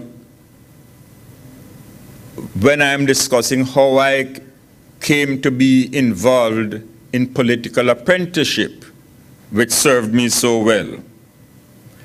Mention was made by Prime Minister Mottley about the Arthur Brown letter, which is one of the reasons why I felt I had to write. Because for those who don't know, G. Arthur Brown was one of our most outstanding public servants. And in 1993, when he had retired from the Bank of Jamaica for the second time, I was providing him with facilities to write his memoir.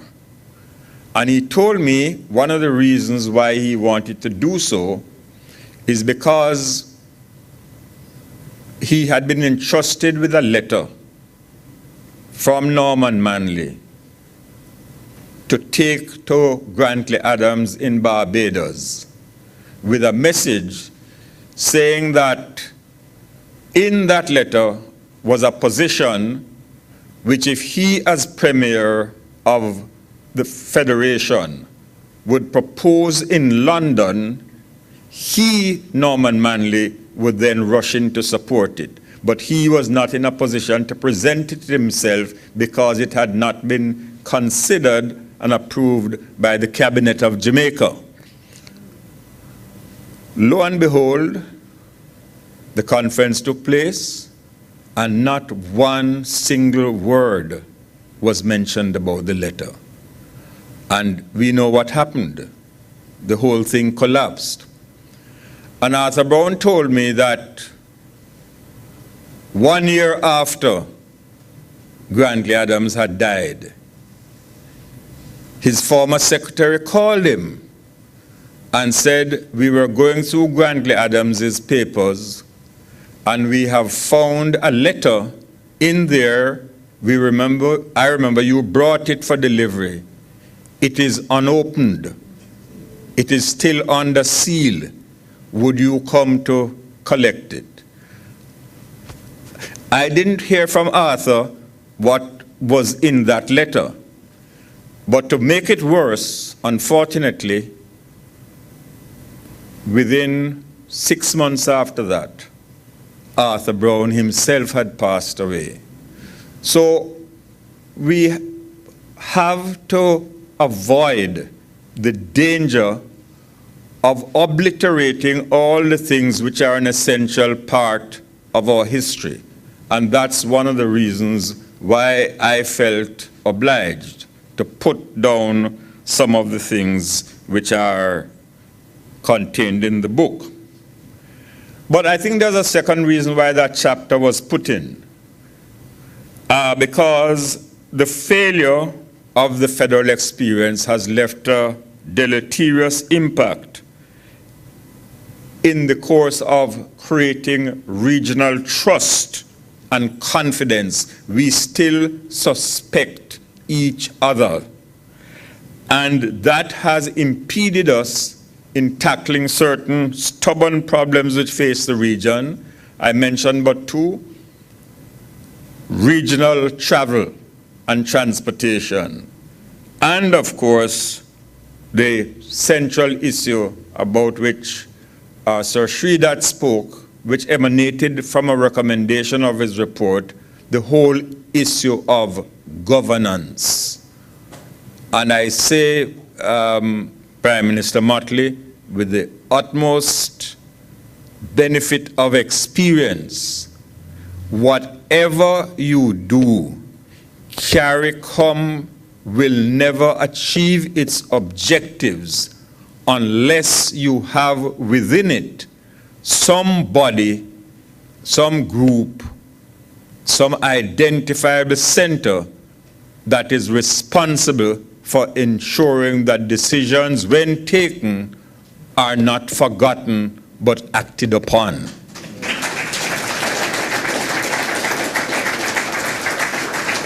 It may also explain why, and again it is something to which you referred, the federal court, as against the CCJ. We had a federal court prior to independence, when the Federation existed. It is acknowledged jurisprudentially to be one of the best courts of appeal that has existed anywhere else. That is why, in the case of Jamaica, the Privy Council was put in as a simple section, not entrenched, which could be easily amended.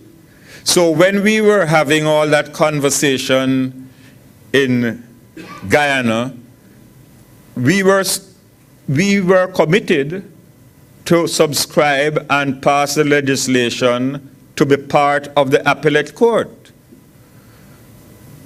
And then the Privy Council ruled with jurisprudential arrogance that though the provisions offered protection to the court, they could not predict what evil-minded politicians in the Caribbean would do to change the nature of the court, and therefore the court could not be removed by a simple amendment. The final court had to be replaced by an entrenched provision. So we have to understand the course which we seek to chart. How has it been affected by the legacies and the suspicions of the past? Those of us who passed through the halls of University College, and I keep on emphasizing University College because that was one campus where all of us from Guyana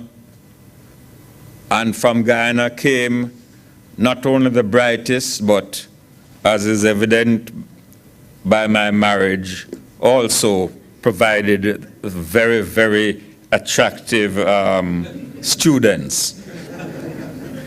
But we became devout regionalists, not by deliberate indoctrination, but just by conversations, by being together, by realizing that we had more in common rather than the insular differences which geography seem to have influenced. For me, and I say so in the book, pride and loyalty to the land of my birth have never deterred me from becoming and remaining an unrepentant regionalist, which I shall remain until I go to the grave.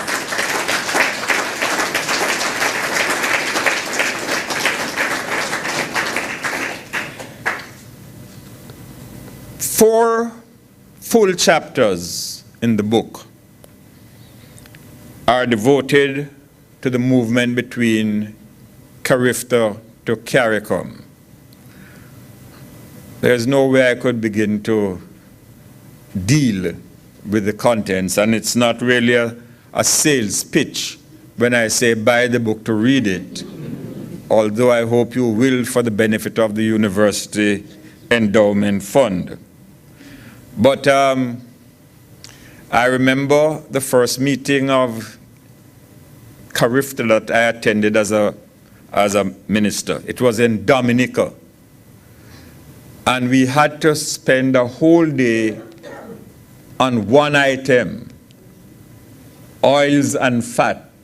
That was the issue of supreme importance to Dominica and to a lesser extent to St. Lucia. But I'm mentioning the St. Lucia meeting, the Dominica meeting, which will always remain fresh in my mind for a number of reasons. One was a dinner which I had to avoid because I had been alerted to the fact that the main item would be spring chicken. So when Kamal Mohammed was about to adjourn the meeting, I said, no, no, no, no. And I kept the debate going so I could send Maurice Ten to represent me, which he did very ably by consuming all that was provided. But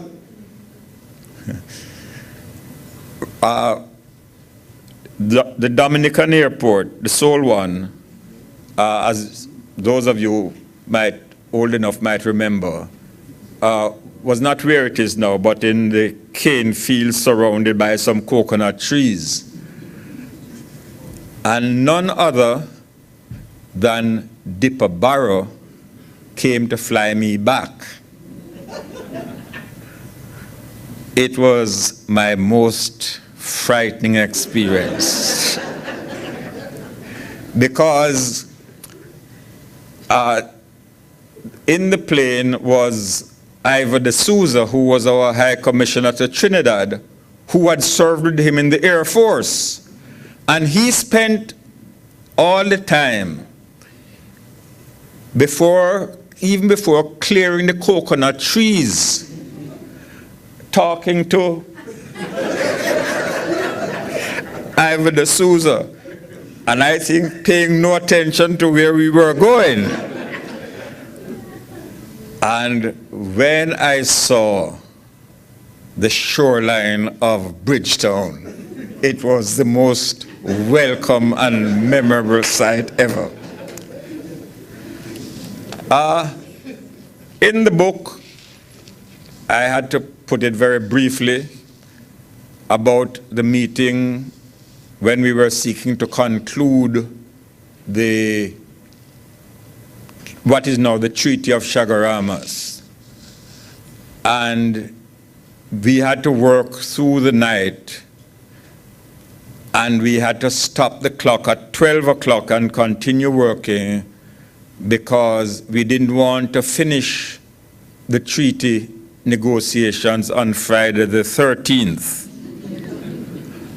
And Sonny Ramphal, the then foreign minister, conspired with the president of Guyana, Forbes Burnham, to supply the best of the distilleries, whether from the Caribbean or the United Kingdom and Scotland in particular. In fact, one prime minister, and who is no longer with us,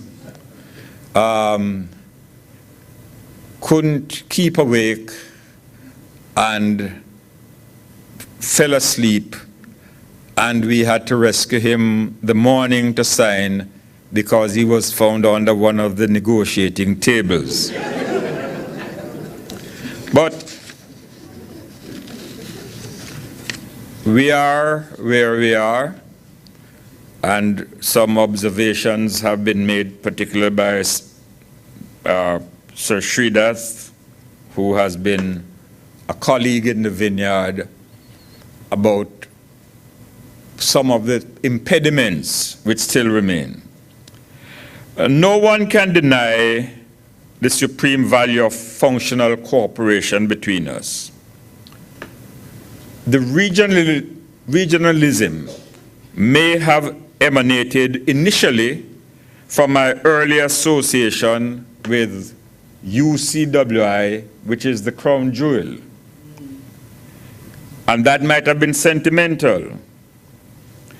But my engagement in leadership, and please remember, I was a minister for Caricom affairs for 8 years before I became prime minister. And my experience has left me in no doubt, and the more so as we seek to confront historic problems and complex issues, the deepening and widening of regional economic integration is an inescapable imperative for the Caribbean people.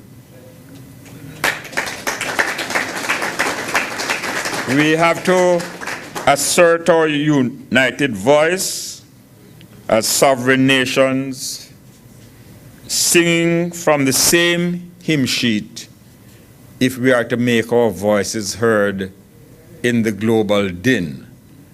And out of respect for non-interference, I am not going to make any particular comment directed at the changes and the threats which face the world in which we live as a result of the emergence of any president elsewhere. The Lome Convention, about which Sonny spoke, stands as a monument to what we in the Caribbean can contribute to and achieve, where Dame Billy, you appreciate because you've been involved in the negotiations subsequently for us.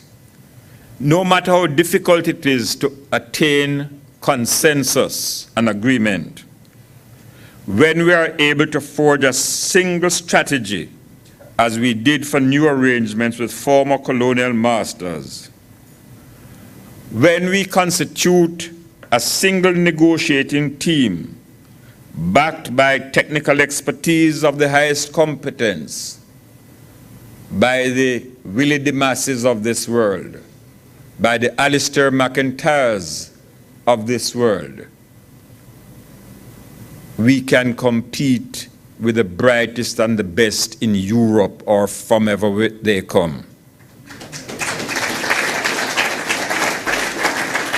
And when we have solidarity and unity within us, that allows us to lead the way in forging a united position with the countries of Africa and the Caribbean.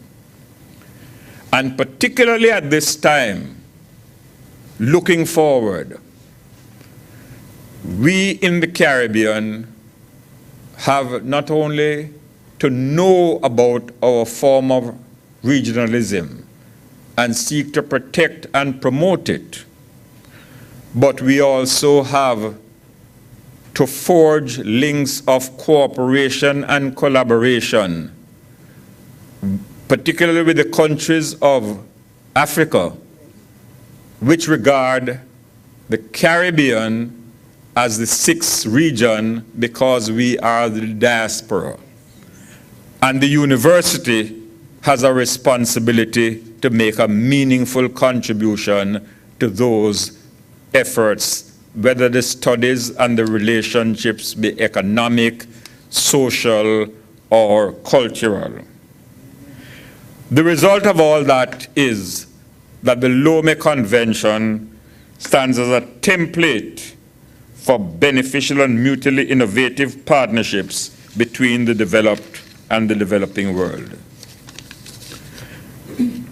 There are quite a few anecdotes in the book. There are, of course, some that were not fit for being included. I've sought to perpetuate memories of some previous events and significant highlights over the course of time. But I also hope it is going to be something that can alert the readers of where we found effective solutions and how, and where we failed as we did, and how we can avoid further disappointments. From the text, I hope leaders, politicians, and advisors who influence public policy, academicians and scholars alike, our journalists who must seek to inform, and our citizens themselves in a participatory democratic framework will find new insights to tackle some of the dominant issues of today as we seek to create a brighter future for the people of the Caribbean. For us, climate change is almost like what it is to the pig in a bacon and egg breakfast. We have to be looking at the knowledge economy. We have to be looking at the creative industries where we excel. We have to provide lasting security by winning the fight against guns, narcotics, as we build a zone of peace in the Caribbean. In the book, I reflect on the Shipwriters' Agreement, when the United States was seeking to assert the right to move into our territorial space and take out whoever they wanted. We had a meeting right here in Bridgetown. We forged a common position, and as a result of that, we were able to agree on a Shipwriters' Agreement framework which offers collective security of us all within our sovereign competence legally. Permit me before closing to just touch on one area, and Sir Sridat mentioned threatening clouds. It is an area wherein we are in danger of reverting to a time we thought we had passed long ago, to the days of subservience and being subject to the dictates of others based on their interest. As I said,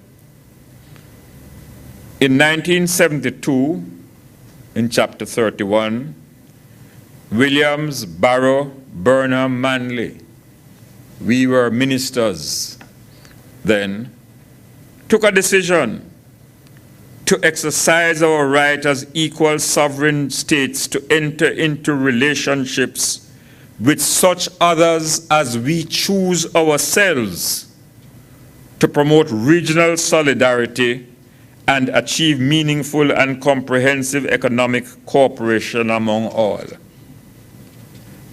That is the basis on which we tore down the hemispheric barriers against Cuba and the embargo which was imposed. Guyana and Jamaica led the way to recognize China instead of Taiwan before the USA came to its senses and followed. In all we seek to do, I regard the pursuit of a common foreign policy as fundamental. It wasn't put in the Chaguaramas Treaty by accident. It was because we recognize this as vital for us as small states of limited means and might. It is the only way to preserve our sovereignty and collective strength through the fundamental principles of international law and to preserve our territorial integrity. Fragmentation is suicidal.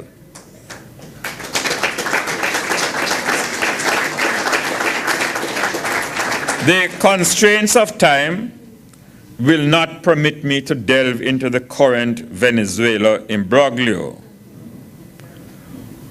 But the position we take should be determined by us in accordance with our own Caribbean enlightened self-interest, not by remnants of hegemonic power or the Monroe Doctrine, which the Caribbean abandoned many years ago. I want to make two simple points. Cooperation between the Caribbean and Venezuela began long before Hugo Chavez came to office. But Hugo Chavez took that cooperative relationship to new dimensions. We speak of Petrocaribe. It was more than debt relief for energy deficient countries. It was the germ to cultivate an orchard of economic bonds which would accelerate the partnership agenda for regional development and reduce dependency on others. It was intended to promote capacity building and reduce the effect of financial stringency, the IMF. In St. Kitts last year, Caricom leaders arrived at a common position consistent with the purposes of the treaty that repudiated external intervention in Venezuela's internal affairs. We expect all our 14 leaders to act in accordance with that decision and not to veer off in support who have a contrary view, whether in the halls of the OAS or the corridors at Mar-a-Lago.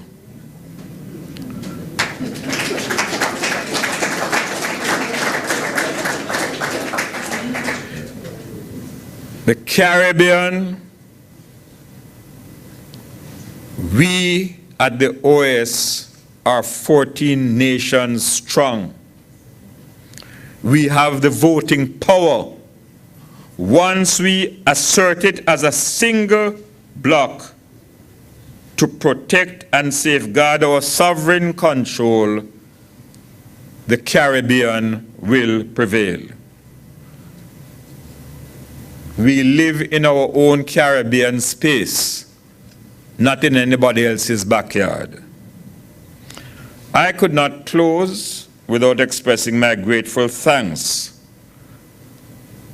and utmost appreciation for those lecturers, those teachers, those mentors, colleagues, and friends who inspired me at every phase of the journey.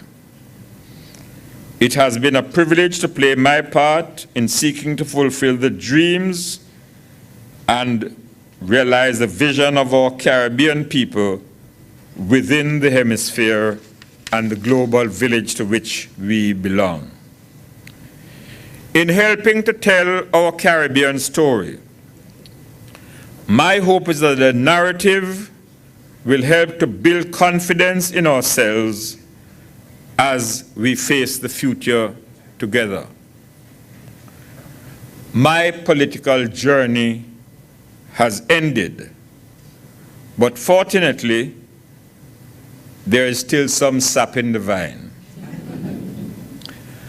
I am prepared to contribute whatever this proud alumnus of the University of the West Indies can to the fulfillment of my fervent expectation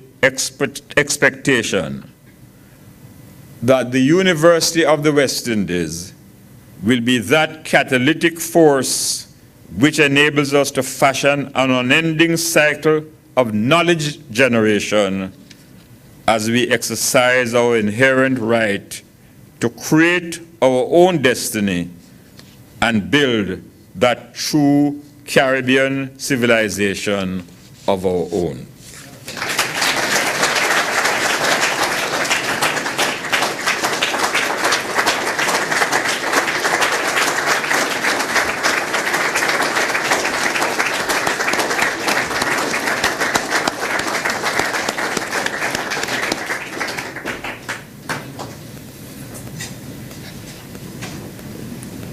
Thank you, Mr. Prime Minister. And that is why, of course, you must buy the book. The book has everything. It will give you a chuckle. It will give you that insight. It will give you the information, and it will give you more chuckles. Trust me, you were just exposed to a little bit of his humor. It's all in the book. So thank you again, Prime Minister. Could we give him another? Thank you.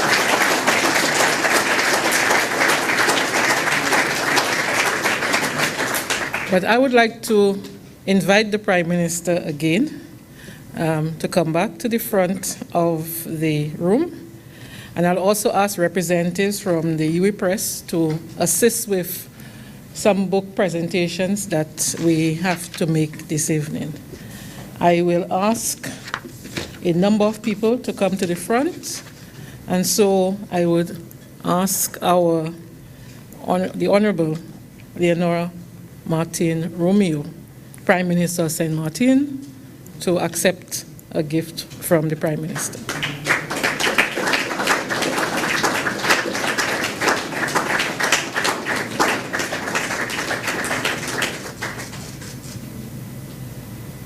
Thank you.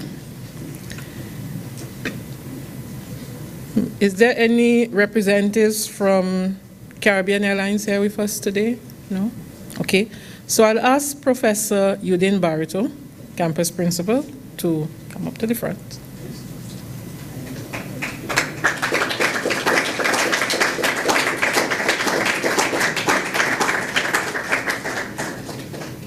Thank you. Hester St. Rose from Goddard Catering? No? Okay. Yes. Could we have Ms. Grace Haynes from the National Library Service?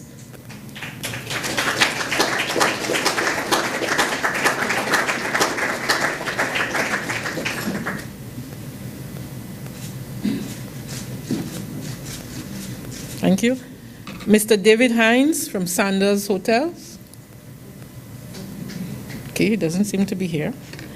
And can we have Mrs. Judith Toppin? Sorry, you are here?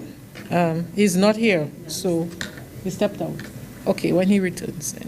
Or you're going to accept on his behalf? Okay.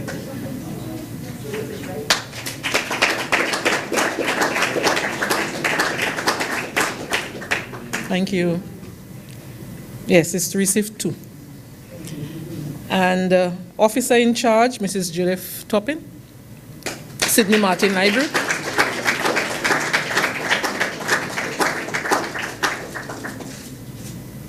Do we have a representative from Sagicor?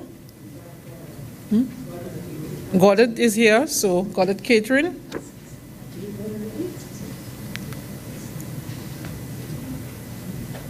Oh, okay.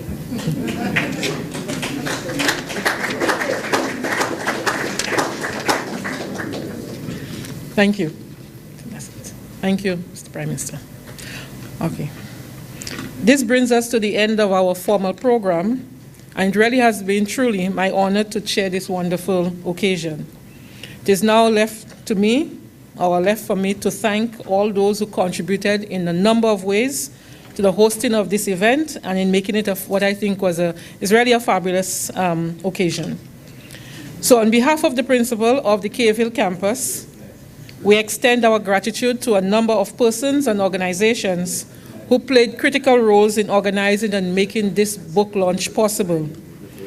To all our speakers this evening, Prime Minister Mayor Mottley, Sir Sridhar Ramphal, Professor Sir Hilary Beckles, and naturally to the most Honourable P.J. Patterson, a very special thanks and appreciation for the role that you played and the entertainment which we were exposed to this evening.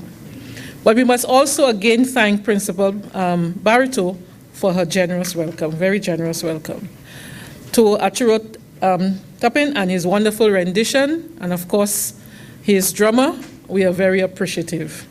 Now, a book of this nature is not usually possible without the generous support of our sponsors. So to Heirs Consults and the Chase Fund, we thank you. You have contributed immensely to the realization of